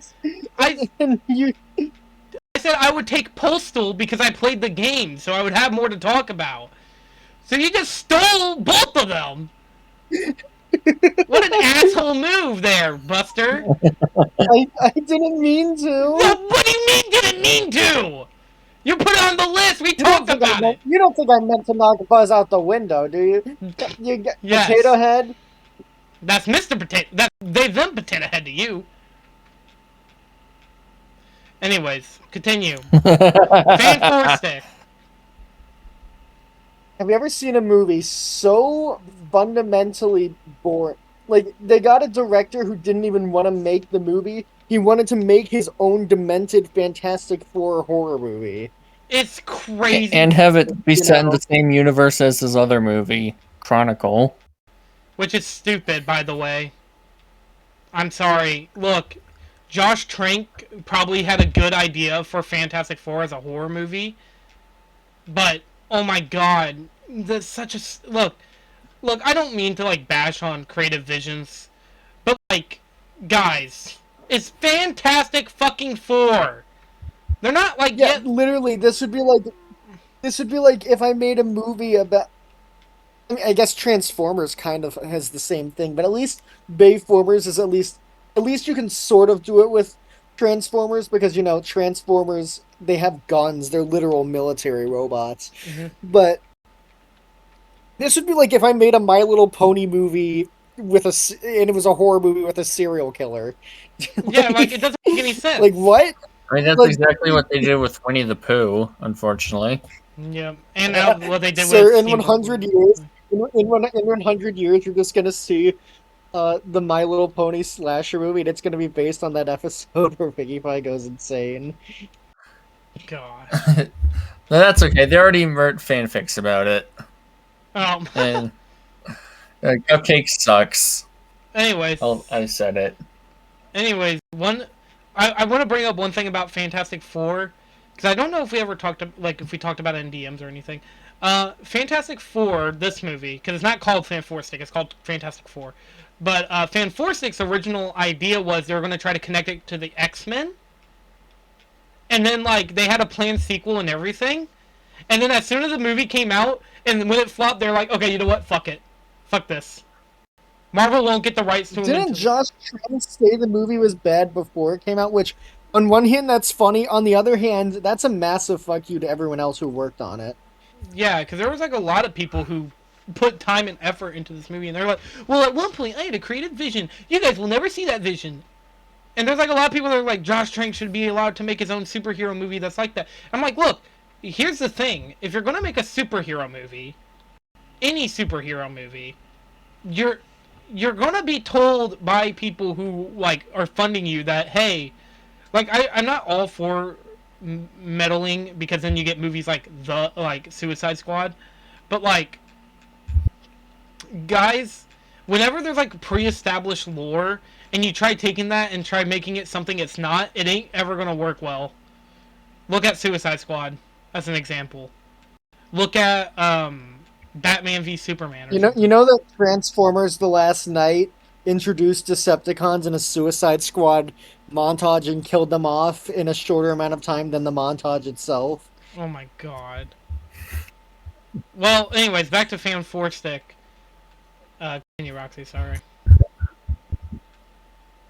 But yeah, so this movie, you know how people say things like 2000 somethings adaptations of movies seem to feel ashamed to be tied to their source material. Mm-hmm. Yeah.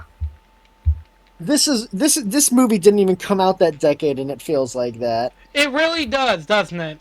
It feels more darker than Daredevil. Because it's like it's supposed to be it's like, ooh, it's the darkest thing ever. Then we're going to an alternate dimension. Doctor Doom is sucking people into a portal and turning them into fucking energy. Yeah. So dumb. Oh, sorry. Oh, go ahead. Sorry. And like the movie, and don't forget, with the actual superpowers and stuff, the movie just time jumps. And makes it so that the Thing got his catchphrase from his abusive brother. It's clobbering time! Which he then uses at the end. It's clobbering time. And also, Stan Lee refused to cameo in this movie, and I don't blame him whatsoever. Johnny Storm doesn't even get much time with... Doesn't get much time with... They don't get much... No two characters get much time with each other. Exactly. Like, the most literally, we get they is, get like... their superpowers, and then it cuts to the future, and they've already mastered their superpowers, and somehow Reed has evaded the government for an entire year. And also, the Thing has a canonical kill count. Yeah. Yeah, and also... Did you forget, Roxy? The reason Reed escaped the government for an entire year, because he's able to stretch his face into being Puerto Rican, which is very questionable. Yes, is that the actual explanation? I forgot about that. Yeah, I remember. Oh my god. That's a very questionable. Rob Schneider? What are you doing here? Dude, is that fucking blackface? Well, no, man. I'm actually just a really good stretchy guy. Oh, man. No, isn't there a guy in the CW Flash TV show who could do that exact same thing and literally like change his skin tone somehow, even though he has stretchy powers? So how does he turn into a black guy? That doesn't make any fucking sense. Also, here's another thing. The costume designs are fucking atrocious because they don't look anything like costumes. They look like just normal fucking gear. And like, I feel like, even like, say what you want about X-Men, but at the very least, you got to see the character. Like, you don't need comic accurate costumes. I've always been like, you don't always need it. But at the very least, with like X-Men and stuff, like, they look cool. like in their outfits. These guys just look like they're about to go fucking do some yoga or some shit. It looks like ass. Dude, how did Miles Teller have a more how did he look cooler in the movie where he's being psychologically tormented by J.K. Simmons? Oh. Awful, awful movie. It's so awful they actually have them appear in the comics just so they can die via explosion. Yeah, originally they were going to come back in Deadpool and Wolverine. But we'll get to that story in a different date. Also, Doctor Doom looks like shit. I hate his costume in this movie. Also they made Doctor Doom a gamer. Like people complained that they made him a CEO in the 2005 one. Mm-hmm. Making him a gamer was not the way to appease people. You know what? Like people got mad about that, but at the time he was like a billionaire CEO, like in the comics. So like it makes sense that they just adapted like the newest story. At the very least, it makes the most sense. Like here, he's just not even anything. He doesn't even wear the mask. Here he's just literally he's literally just he any is of the us. mask. Sorry. No, they turned him into Deadpool in X-Men Origins. Oh my god! Don't. No, but literally, Doctor Doom in this movie could just be any of us. Yeah. Literally could just be me. Literally, the only difference is that I shave, and that's it. That's I mean, just I it. shave Actually, too rarely. Oh, oh wait, hold on. Don't forget the like how Doctor Doom got his name. Wow, Doctor Doom over here, brother. Get out! Like, dude, what the fuck? If your movie's trying so hard to be dark and edgy, you can't keep the name Doctor Doom. Oh, but what are they gonna call him? Just call him Yeah. Victor. It's like his name's Victor. It's like I'm not. Call him Vector. Oh yeah. Oh yeah, Because he's Vector. committing crimes. It's so awful. I like how even though you don't like Despicable Me, we can all at least agree Vector is peak, right? I don't hate Despicable Me. I just think that the movies afterwards got worse, and I don't want to watch them. Anyways, anything? Oh yeah. Also, another thing.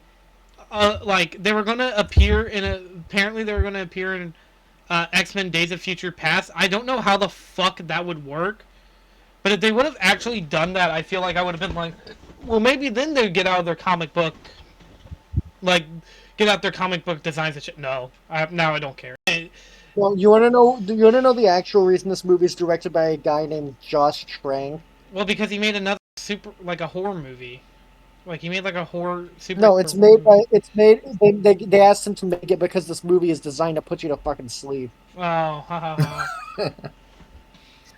Yeah, and speaking of falling asleep, that ties in perfectly to my next movie. Oh yeah, let's hear it. I mean, it's okay.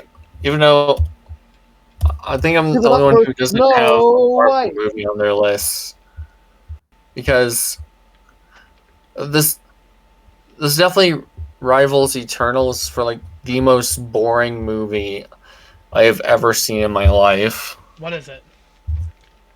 It's Manos: The Hands of Fate. What the fuck is that? It's a movie only made because a farmer like lost a bet with the director, I think, so he ended up making the movie on the budget of nothing, which could have shown off his skills, but it didn't. This is a terrible movie to sit through, even through the lens of Mystery Science Theater. Is that how you watched it? It was. I watched that episode specifically. It's the cinematography is just awful. It feels stiff and lifeless. Same with the acting, which I think they had to like record the lines separately. I don't know. Point is, it doesn't sound natural. same with the characters who don't sound. The husband is just grump. The wife is like the most stereotypical 1960s housewife you'll ever see. Why does this single picture I see makes this look like the most Amish movie ever? So the only Amish movie ever. Oh, that's Torgo, who serves Manos, the Dark Lord of.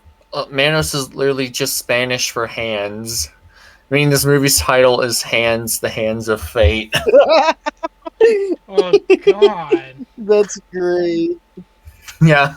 Did I get first? Oh, it's not great as Torgo, who just like has this annoying theme following him, like da da da da da da da da da da da, and what is supposed to be a horror movie.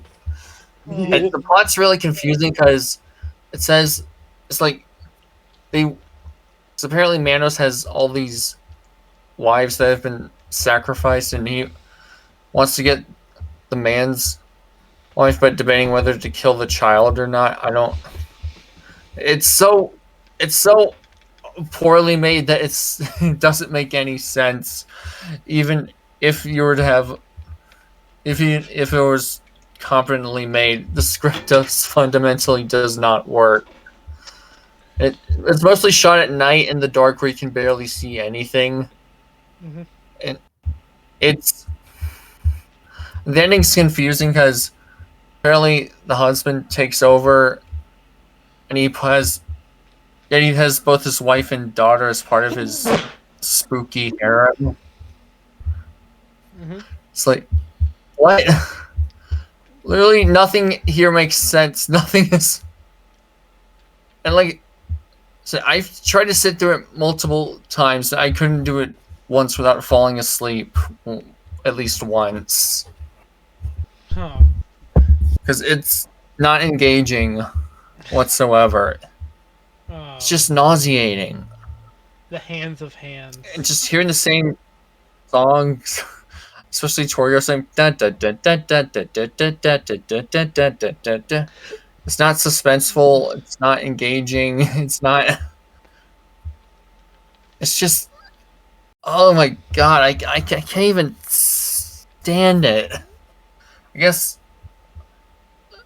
it's not even that creepy. I guess the ending shot where it's like the end, where it shows the painting of Manos and his devil dog. It does immediately look creepy in the atmosphere, but that's literally the only good job they've done. Just the painting. Damn. And somehow years, like, hang on, when they come out, somehow years later, like, the girl who played the daughter would make 2 sequels to it in 2018. Mind you, this movie came out in, like, 1966. Yeah. Yo! Hell yeah. All That's the funny. Manos fans who've been waiting since 1966, So you got your sequel. We're like, finally! Yeah. This is off. I can't even stand thinking about it. It's that. That boring. Yeah, let's just move on from Hands to Hands of Fate. Alright, fuck. Okay. Well, my movie, my number 2. Oh god. So, I guess you could say that movie put you to sleep in a flash. Because... Oh, The Flash? Yeah. It's Flash time. It's flashing time. So... Oh, wait, that sounded wrong. It's flashing. No. I guess if you're Ben from Ezra Miller probably says that. Yeah, well, anyway, so what is The Flash? Well, originally I was going to put BVS on here, but I was like, no, because this is worse than BVS in my opinion. If you don't know, BVS is awful, but it's set in a cinematic universe. The DCEU, which is now defunct, And this movie was supposed to release pretty early into the DCEU. It came out like 5 years later after its announcement or something, like 6-7 years later. Um, right? Am I No, right? it's stuck in development purgatory until the last year of the DCU's sad, miserable life. Well, where should I start? I don't I'll want to. save the worst for last, Yeah, the obviously. cameos. Um, well, there's a few things about this movie that definitely doesn't work. Uh, I think that the idea of time travel in a movie like Back to the Future needs to be handled extremely well. The original Flashpoint movie did it well, but this movie not so It much. was Halle Berry. So basically, the plot of this movie is that Barry goes back in time to prevent his mother from dying by putting a soup can so his dad doesn't have to leave. But that doesn't work, and instead he gets sent to another timeline, which that's not how that should work. You shouldn't just be in another timeline, because like that's time only moves in one direction. I mean, Yeah, so my question is, it's like, oh, so you see, if you change things, then that makes the timeline completely different. What are you talking about? If he goes back in time and changes one event, the entire universe surrounding him changing that one event has to be what it was like before he changed the event. Literally, it makes no sense why Aquaman, Wonder Woman, Cyborg, or even Superman would not exist in this timeline just because he moved Superman the is from a can. completely different planet. Yes. Instead we get Supergirl, who's completely wasted in this movie. Which, by the way, I do like that they got an actor to play her. I think she did a good job with the source material. But like, she doesn't do anything other than goes, "Hello guys, I'm here now." After they dies, which I find it unbelievable that there's no outcome where she doesn't defeat Zod. Yeah, you're telling me that there's no way. That's just straight up bullshit. There's no way that that Supergirl doesn't like lose to Zod, and Zod's like. Also, by the way, doesn't this movie establish that some previous DC universes are just alternate timelines Barry creates here? Which then also means that he deletes them? We'll talk about those in a minute.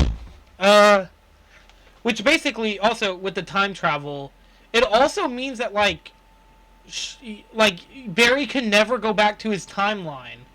Ever. He's fucked. He's stuck there.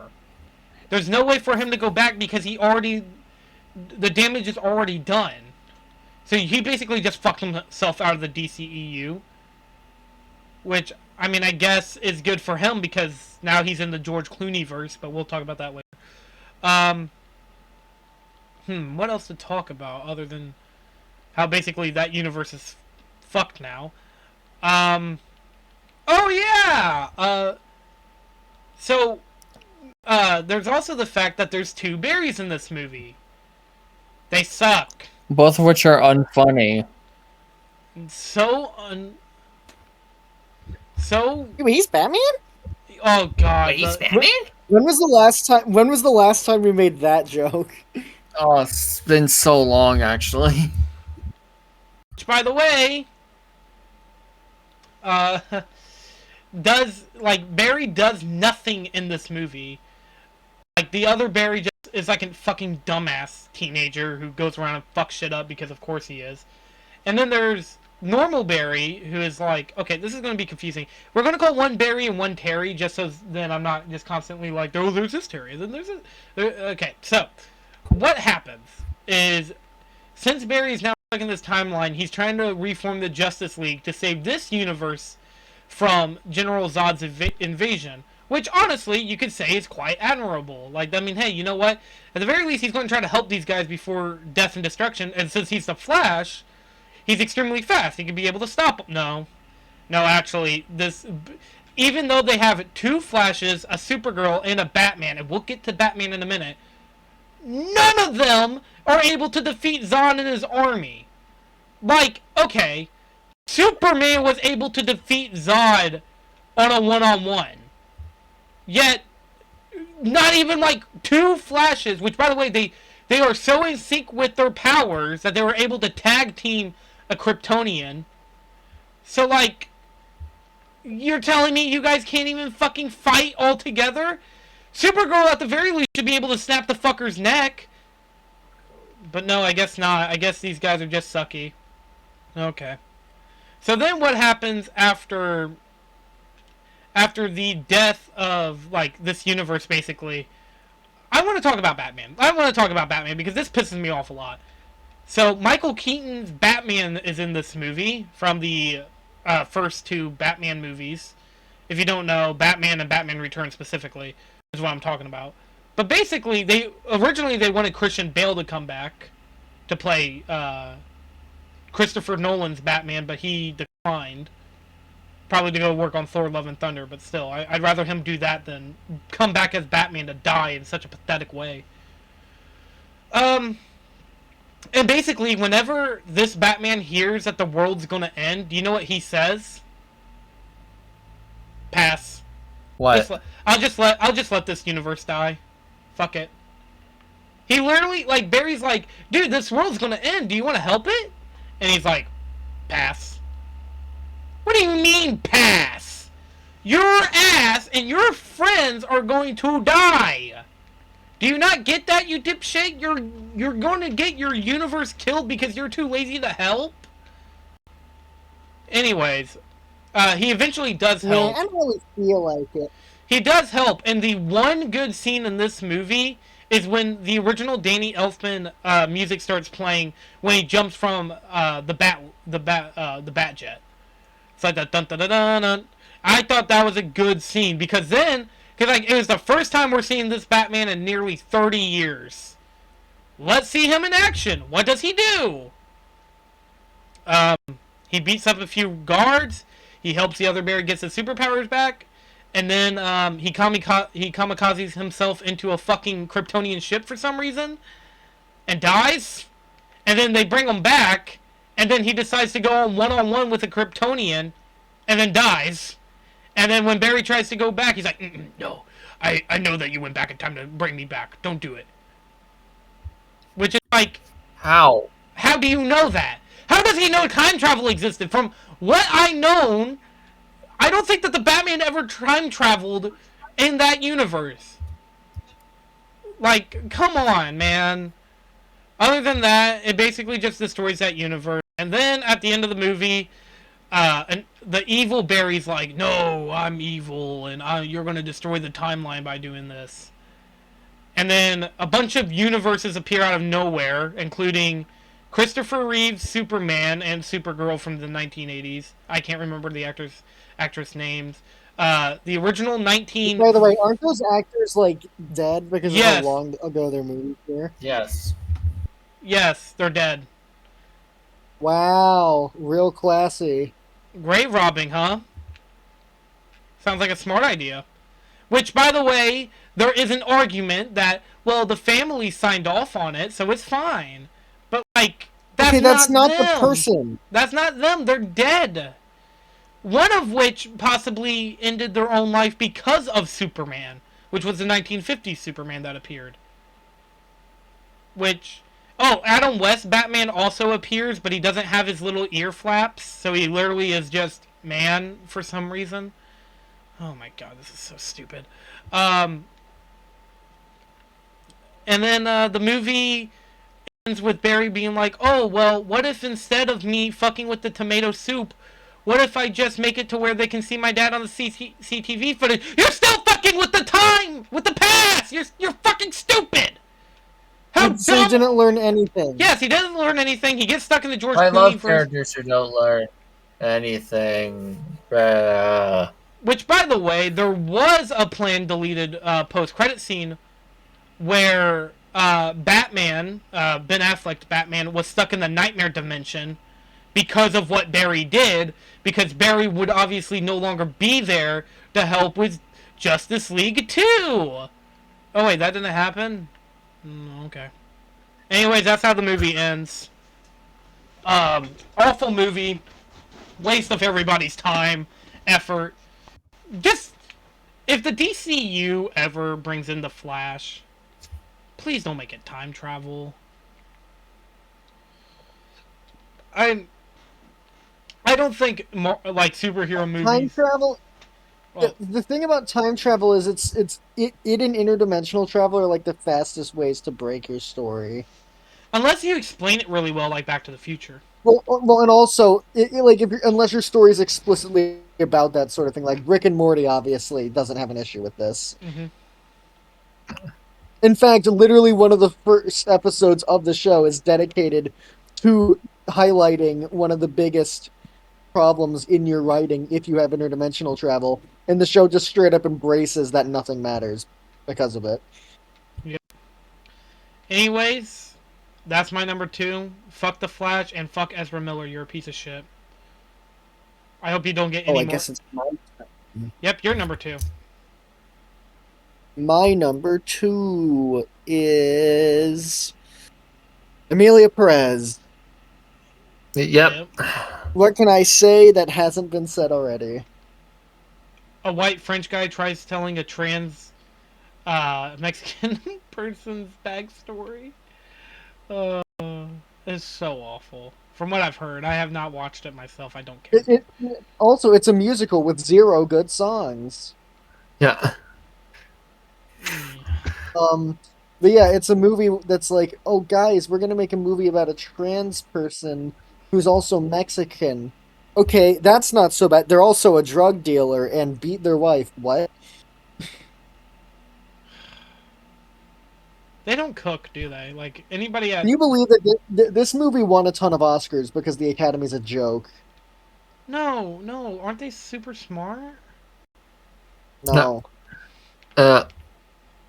No, it was only They didn't until a even couple nominate years the ago Lego where Movie for Best Picture. Of course, they're not smart. it was only a couple years ago where it became required to actually watch the movies or vote for.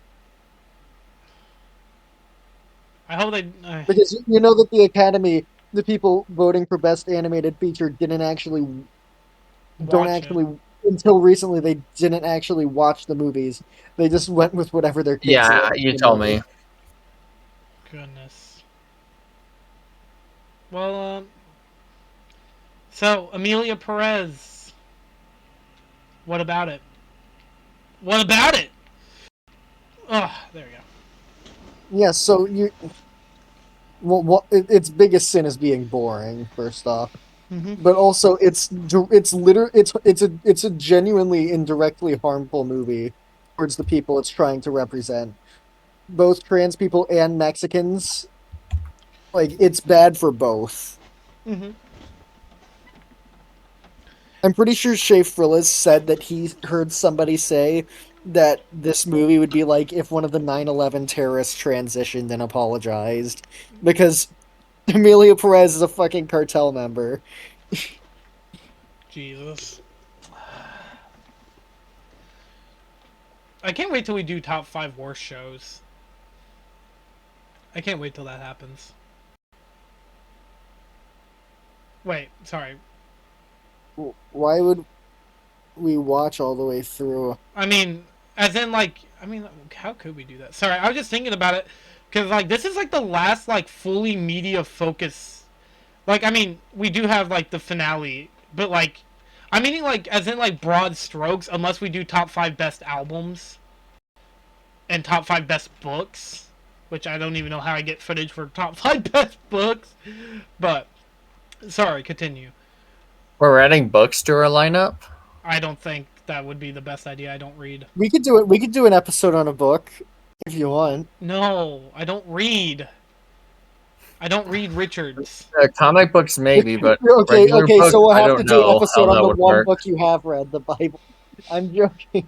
I read a few other books. Like I read the Diary of the Wimpy Kid books. I read the. Actually, I'd totally be up for that. What the fuck was that? Well, I want to talk about the movies. What was that? What were they called? The Giver, the Giver trilogy. I didn't read The Sun, but I did read The Giver, and then it was like The Wall was one of, or no, The Messenger was the third one, and then like the Moretta's Blues or something. Sorry, I'm sorry. Amelia Perez time. This isn't time for me to talk about books I've read.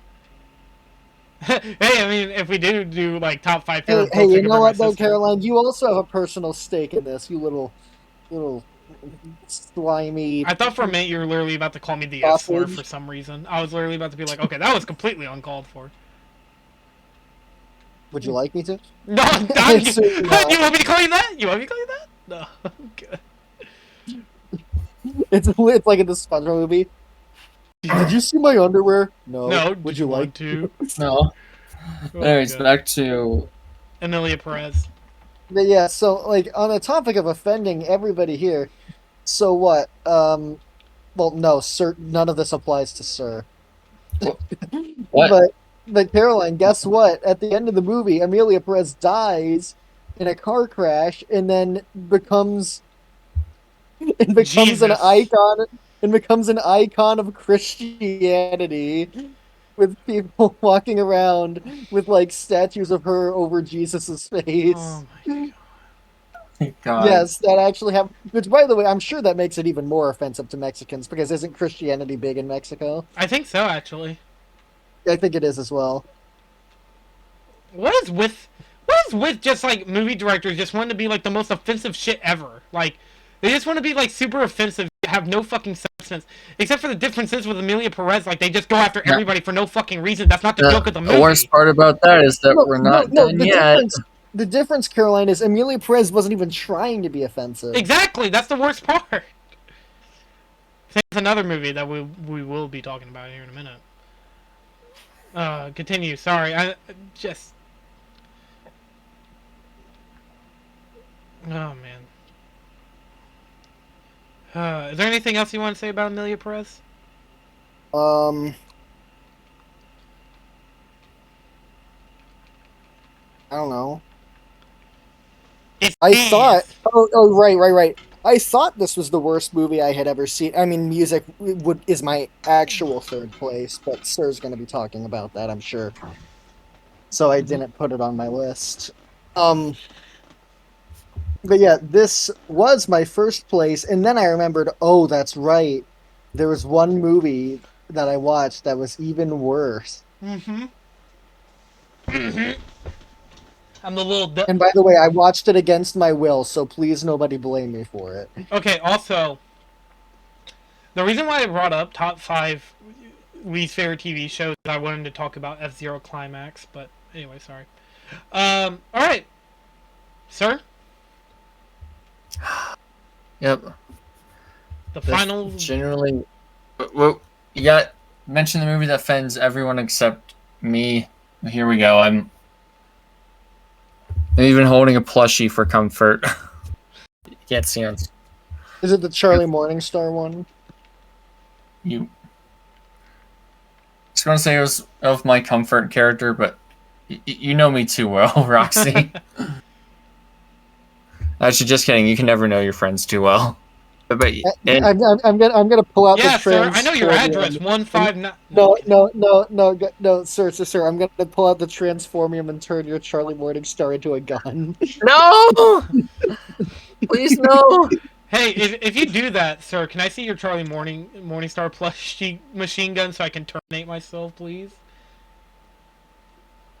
I can't blame you after having to watch what this is. This vile, inexcusable piece of filth. Roxy already said earlier, it's music. Yep.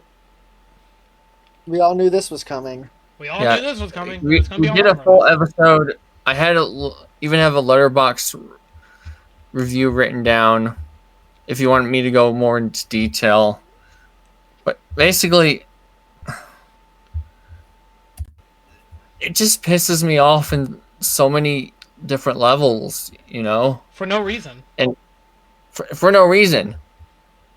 No, genuinely, I think that it genuinely feels like the people who wrote this movie put the R slur in a ton of times, and then like, wait, we can't say that, and then they just crossed it out and wrote. That's the only way they could have made this movie worse. No, because that's literally it feels like this. It feels like the type of movie to unironically use that word. And it's arguably just as harmful even with this already that terrible, irredeemable representation of people with autism, I would argue it's actually more harmful than Amelia Perez, because at least that doesn't promote a stranglehold technique that That's was true. considered outdated a decade ago. It's not let's not compare the two, but if you really want to get down to it, Amelia Perez got way more attention due to the fact that it won like actual awards and stuff. Yeah, it's pretty interchangeable, which is the more harmful movie. But look, the fact of the matter is, both are terrible. Mm-hmm. But both are terrible. And also, by the way, it literally portrays, if you have autism, you're a complete burden on everybody around you. That's what it says. Yeah. For no reason. Because music doesn't do anything for the entire movie except cause problems. Yeah, and literally Zoo tries to get rid of her 10 minutes after coming into the apartment for her care. Oh, yeah, the movie also portrays... try to send her to like a mental ward. The movie also portrays, hey, by the way, if you can't take care of somebody who's in your responsibility, don't give them to somebody more responsible, because then they'll be sad. No, just send them to a fucking mental ward. No, what I mean is, what I mean is, based on everything Zoo's done, that's actually the right decision. Yeah. Because Zoo cannot take care of music, and it's just like, okay, but like the movie portrays it as if sending somebody you can't care for to more responsible people is bad, because then they'll be sad to not be around you. But it's like, dude, would you rather be dead, or would you rather like... It's a bad message. Yeah. And an awful portrayal of music, who's just frantically swinging her head, is stupid enough to crush a bee, even though she has an allergic reaction to it. Mm-hmm. Stupid is a good word to describe music, because genuinely, like... Oh, what's a good word? I said stupid's a good word to describe music. Yes. It's generally disgusting with how it portrays people with autism. Also, this movie, if it couldn't possibly offend me more, it's also a musical for no reason, and I love musicals dearly. Oh, and every song is bad. Every song is bad. They're pointless. They take place in what is supposed to be music's point of view of the world. That doesn't explain why the costume design is so hideous. Literally, it's just like it literally has like fucking babies walking around in ball costumes. Yeah, it's like, what? Almost like Sia just wanted to film a bunch of music videos. Oh, and also she put herself in as somebody giving like humanitarian aid to a foreign country. Yeah. But literally no likable characters in this at all. And when I say she put herself in, I don't mean she cast herself as a character doing that. No, I mean like it's literally just her in universe. Yes. And also the actual main character recognizes her, and it's like, whoa, I'm a fan. Wow. You want to stroke your ego a little bit more? You don't get to stroke your ego when you make a movie like this.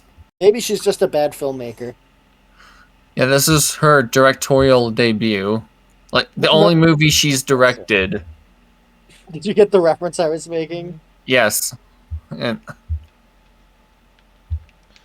I think I mentioned it even in the episode, but what makes music's portrayal of music's main character worse is that it's based on a real person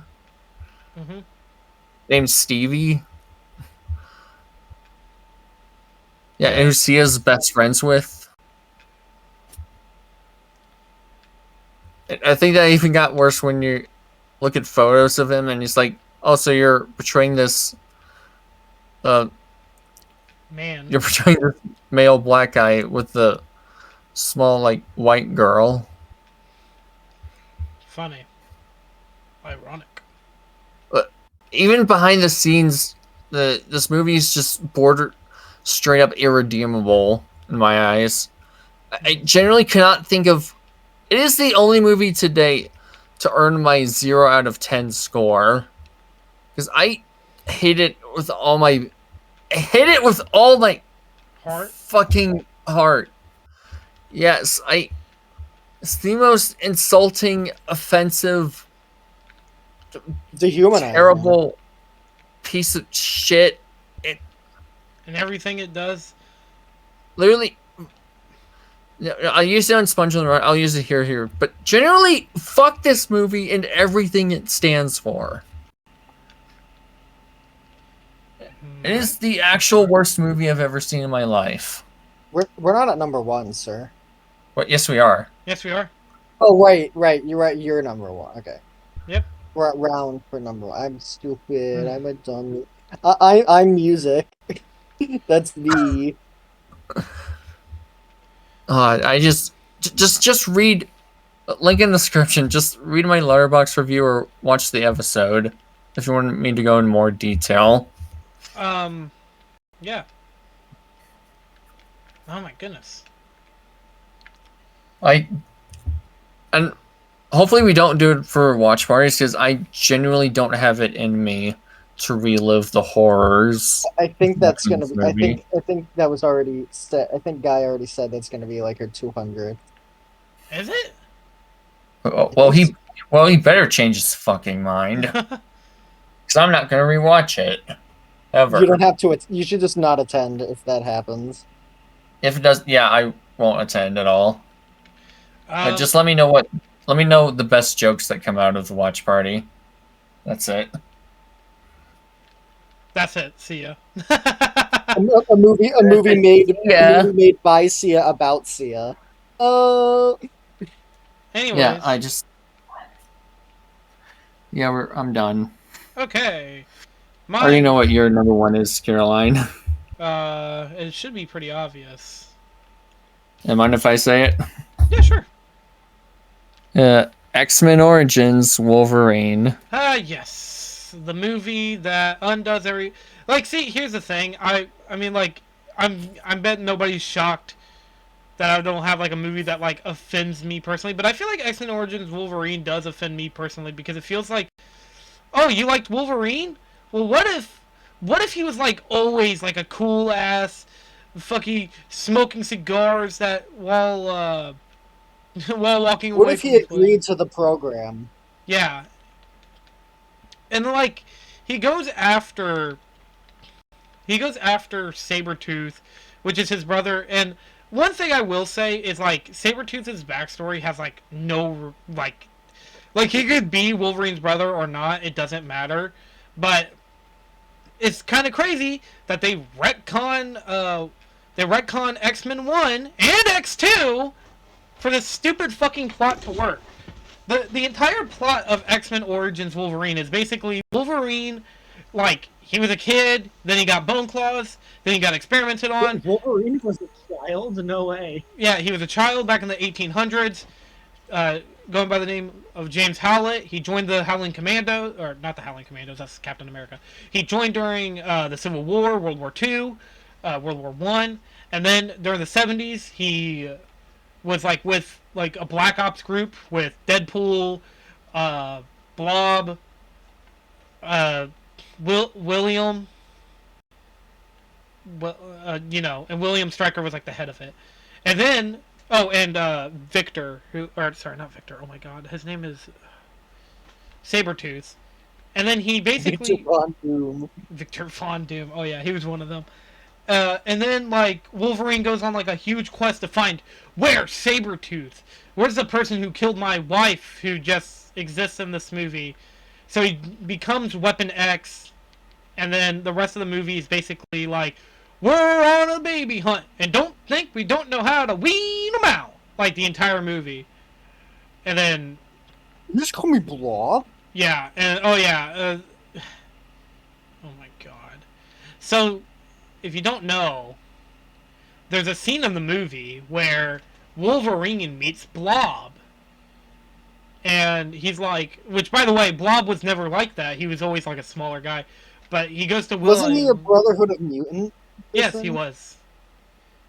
Yeah, he was like part of them, but I mean, whatever. He didn't need it. He so like Wolverine's like, oh, you bub, you gotta help me out. He's like, which by the way, he called him like other fat insults, called him slim, called him all this other Yeah, shit. he said, hey fat, I mean Fred. Which that should be the one that made him go, did you just call me fat? Literally, that would be like if I walked up to like Caroline and I was like, hey Cancer, I mean Caroline. It's like, whoa.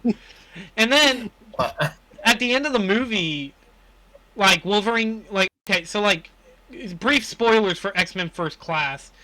At one point, I can't remember the actor who plays him. I think James McAvoy, who plays Professor Xavier in X-Men First Class. He meets Wolverine to join to join the X-Men. But like in X-Men Origins Wolverine, he like Scott was like a teenager apparently at this time, because like for some reason they put in Cyclops in this movie, which makes no fucking sense because also he already knows. He like ran into whatever. Yeah, which I get, like X-Men First Class probably wasn't really planned. Like they planned on doing other X-Men origin movies, which they started with X-Men Origins Wolverine, which I get makes the most sense because like X-Men X2 only explains enough to where it satisfies the plot. But like X-Men Origins Wolverine literally retcons everything in X2. Like why? Also, like Wolverine goes through the Weapon X program. However, in X-Men Apocalypse, he's wearing like the actual gear to become Weapon X. Yet we never see him wear the gear in this movie. So I just have to ask, what are your consistencies here? Anyways, Wolverine gets shot in the head. He falls on the ground. Scott joins Xavier Academy. Movie ends with Wolverine at a bar with a new name Logan, and then two people walk in and go to talk to him at the end of the movie. Which... Oh, and also the explanation is super lame, where it's like, oh yeah, like yes, it makes sense, but it's one of those things where it's like, okay, yeah, it makes sense, but it's still lazy and stupid as an explanation. Where it's like, oh yeah, if we shoot him in the head, he'll survive, but he won't remember. Why am I Mr. Boss? Yeah. Which, the whole, like also Deadpool, played by Ryan Reynolds, only played Deadpool in this movie for one reason. He wanted to actually play the character. So apparently, let's go back to Blade Trinity for a minute. Wesley Snipes told Ryan Reynolds that he doesn't work well for this movie, but he should go and try to be... he should go and become Deadpool. And Ryan Reynolds was like, oh, who the fuck is Deadpool? So, like, Wesley Snipes was like, here, read about him, and gave him, like, a Deadpool comic, and Ryan Reynolds was like, dude, this is a great idea. So Blade Trinity is responsible for Ryan Reynolds being Deadpool? Yes. Unironically, yes. Which I think is fucking hilarious. But anyway, so, like... Also, that's funny that he was a good sport about it. He's like, okay, look, you're obviously miscast here. Yeah.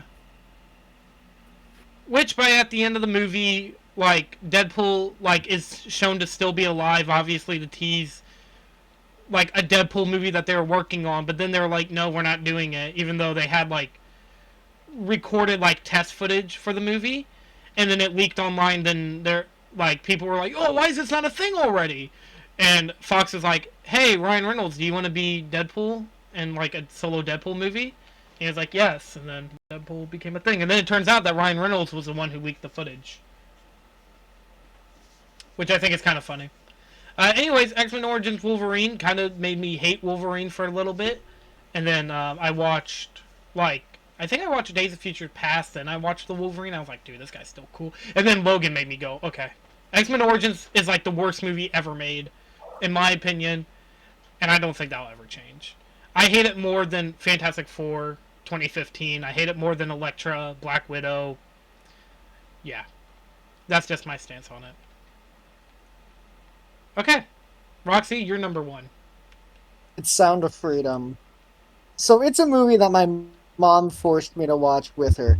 Basically, the movie is about a government agent who decides to who decides to start working to free children from human trafficking. Mm-hmm. That's our premise.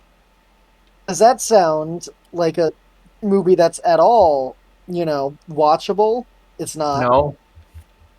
Yeah, so yeah, I was forced to watch it by my mom, and like literally there's a guy in it who was a literally it's like, oh yeah, by the way, this guy was once part of the human trafficking thing, but he's on our side now. He like is a spy. Dude, what the fuck? Golly, I've never seen this movie. All I heard is the outrage about this movie, like, or not like the outrage, but like Yeah, people being also like, also it's a movie that's like, oh man, it's so bad when children are separated by their families. This movie was made by QAnon. was it actually made by QAnon? From my awareness, yes. Maybe it's incorrect. I mean, I know that there was like a QAnon actor who was on it. okay, so the point stands.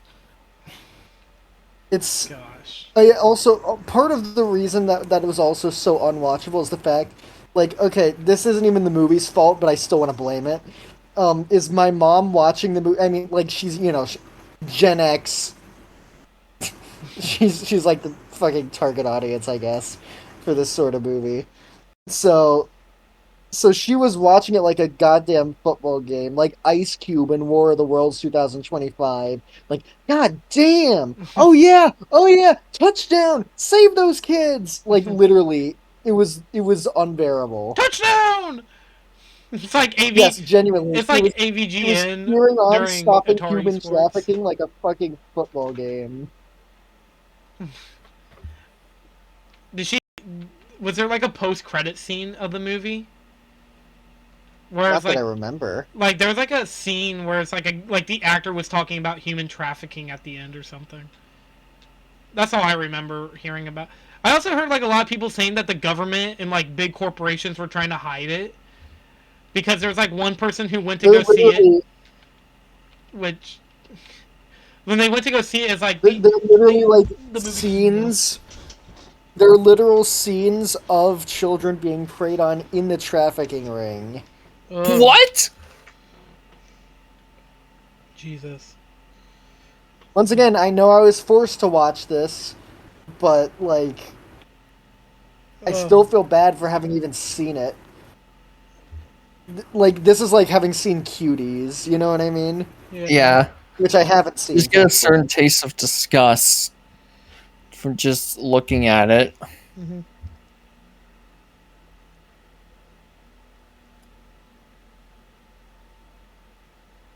Oh, I'm reading a post, and someone said experts of this movie, about child trafficking are saying this movie is not even close to a realistic portrayal of it. It's like y'all calling The Meg an important film about the dangers of the ocean. Wow. Like, what the fuck? Oh my god, man. I don't. It literally is like a montage of what it looks to be real life footage of children getting kidnapped, by the way, during the opening What? credits. Oh. So that's nice. What? Anyway, yeah, I thought Amelia Perez was the worst movie I had ever seen, and then I remembered that this exists. And you blame me for, not remembering for a while. Okay. Sound of Freedom. I have never watched this movie. I never cared to. Yeah, I'm never going to. Like, all I keep hearing is people being like, they're trying to hide this movie from the general public so then they couldn't see it. And I'm like, what? And they're like, yeah, we tried watching it in a movie theater, and it wasn't like they didn't have any show times. I'm like, when did you go Saying to you're the gonna theaters? watch this movie is a fucking self-report. I don't have any reason to watch it. I know people who've No, watched it and no, they're like, no, it's a no. I fun mean, movie. it's like the people in your hypothetical, Yeah. or whatever the people you're referring to. In your Well, like, thing. people got so mad that, like, when they went to go see it, the power went out. And they were like, they're obviously just trying to hide the movie. And I'm like, do you guys not know that accidents happen? Are you guys, like, legitimately trying to hide it? Like, that you do not know that, like, look, when Captain America Perfect New World came out, the ceiling enclosed on the fucking ground. Was it the conservative people trying to make sure that nobody makes fun of the president? Like, come on. Can you guys not think for more than 2 fucking seconds? Jesus. Conservatives don't think. What an off. Anyways, I'm just saying, like, guys, just because, like, a movie you wanted to see doesn't, like, go right, it doesn't mean that, like, they're trying to hide the movie from you. They're just accidents that happen in movie theaters. And some people who didn't want to promote it, like, wasn't it, like, some of the reason why people didn't want to promote it was because QAnon was involved in some way? And they were like, we don't want to be involved with this fucking political group. With this, like, basically terrorist thing. But yeah, there you go. Sound of Freedom, Roxy's least favorite movie of all time, and that's all of us. Next, final thoughts. Next time on the... Oh, I was going to ask for final thoughts. We're just thoughts. going to it right away. Oh, I was just going to say, any final thoughts about our list? Is there any movies that, like, you guys were going to put on here, but didn't because we talked about it? No, mine was pretty straightforward. I can name 3 movies I had planned to be on this list. Fixed. Fixed. Multiverse of Madness and Ant-Man 3. Those were some movies I was going to originally put on this list. Please don't make us watch Quantumania. Not unless you piss me off hard enough. Yeah, Sean, we can get real nasty with our movie choices when we're angry at each other. We're not us when we're hungry. Hungry? Yeah, I'm hungry. Anyways, go ahead. What is next time on the Vulture Culture Podcast? Next time on the Vulture Culture Podcast. Things are now starting to look up for us as shown by episode 61, The Wolverine. Woo! I'm very excited. Yep. This movie gets a lot of hate. Yeah. And I don't know why. The next up after that will be episode 62, Crash Bandicoot Warped. Oh yeah, I did move Sekiro back in case anybody was wondering why. It's because I want to give these people enough time to actually play Sekiro. Yeah. Now, next up will be episode 63, Inhumans. Yeah! Inhumans. I've been actually reading Inhuman comic books recently. It's been pretty enjoyable. The show fucked it up, but we'll talk about it when we get to it. Then we're gonna have maybe have episode 64, Pokemon X and Y. Yeah. Featuring Pantherino. And if not, we might talk about Hotel Dusk. Maybe. Who knows? Or an actual N64 game. Gex 3, baby. Gex 3. Oh. You know. And last one for now. So you don't have 66 chosen. This is episode 65. Top 5 favorite protagonists. Yep. That would be our last. Gee, I wonder who's going to show up on my list. Favorite protagonist? Yeah.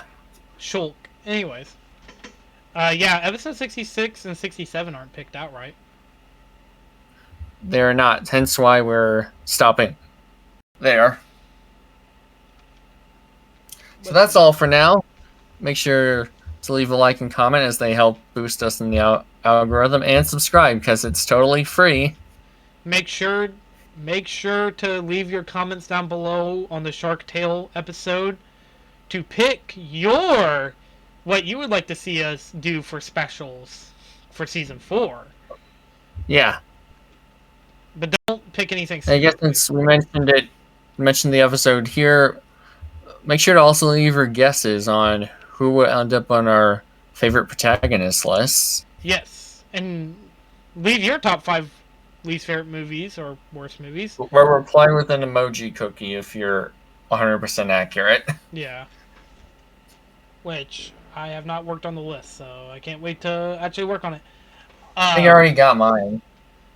Yeah, I guess we'll be doing that pretty soon. Honestly, we don't have that much in our way until that list. Aside Pokemon. That'll take us a while, because we got Pokemon X and Y. Which, I mean, That depends on if Sir gets Pokemon X and Y. As if I can find it in my area. Which, I mean, you found Hotel Dusk. So, I mean, that has to count for something. I can't wait till the series... I can't wait for the season finale. I said series. I meant season finale. Let me tell you, folks, the season finale has definitely been a long time coming, as we've been hyping it up even outside of this channel. Which is funny, too, because... Again, I don't remember. Type it down in the chat to let them know. Right. Do not say it out loud. We gotta keep it a secret. Until we get to it. Which... I'm very excited because my list has been so sporadically changing that it's actually confusing some of the hosts here. So that's what happens when you're a GameStop channel. Yeah, I think that's it. Follow me on Backlogged, by the way. I don't actually. Do I have my backlog here? If you don't, just look it up. It's Evil Spirit, or just like I'm on Backlog. Just check me out. Because you'll see some of the games I've been playing recently. Like, even off YouTube. Oh, man. Alright. Thanks for listening and or watching. And, top 5 worst movies is finally off our bucket list. So, I legitimately think that the only other sequel list that we would be able to do after top 5 best protagonists is top 5 worst TV shows. Ranking all 9 Transformers movies. No. Let's go. No. Stupid ass Transformers. Stupid ass piece of shit. Fucking filthy ass. God awful Transformers. Why would I ever? Damn, you're kind of sounding like the government in Transformers: Age of Extinction right now. True. But yeah, thanks for watching. Well, not really the government, just Kelsey Grammer, who's... Yes, he's in that movie. Dude, Beast from X-Men. I was about to say, why is Beast here? No! Captain Falcon died! Oh yeah, was that the end of the episode? Yep, see you guys next time. Goodbye! Bye! Bye.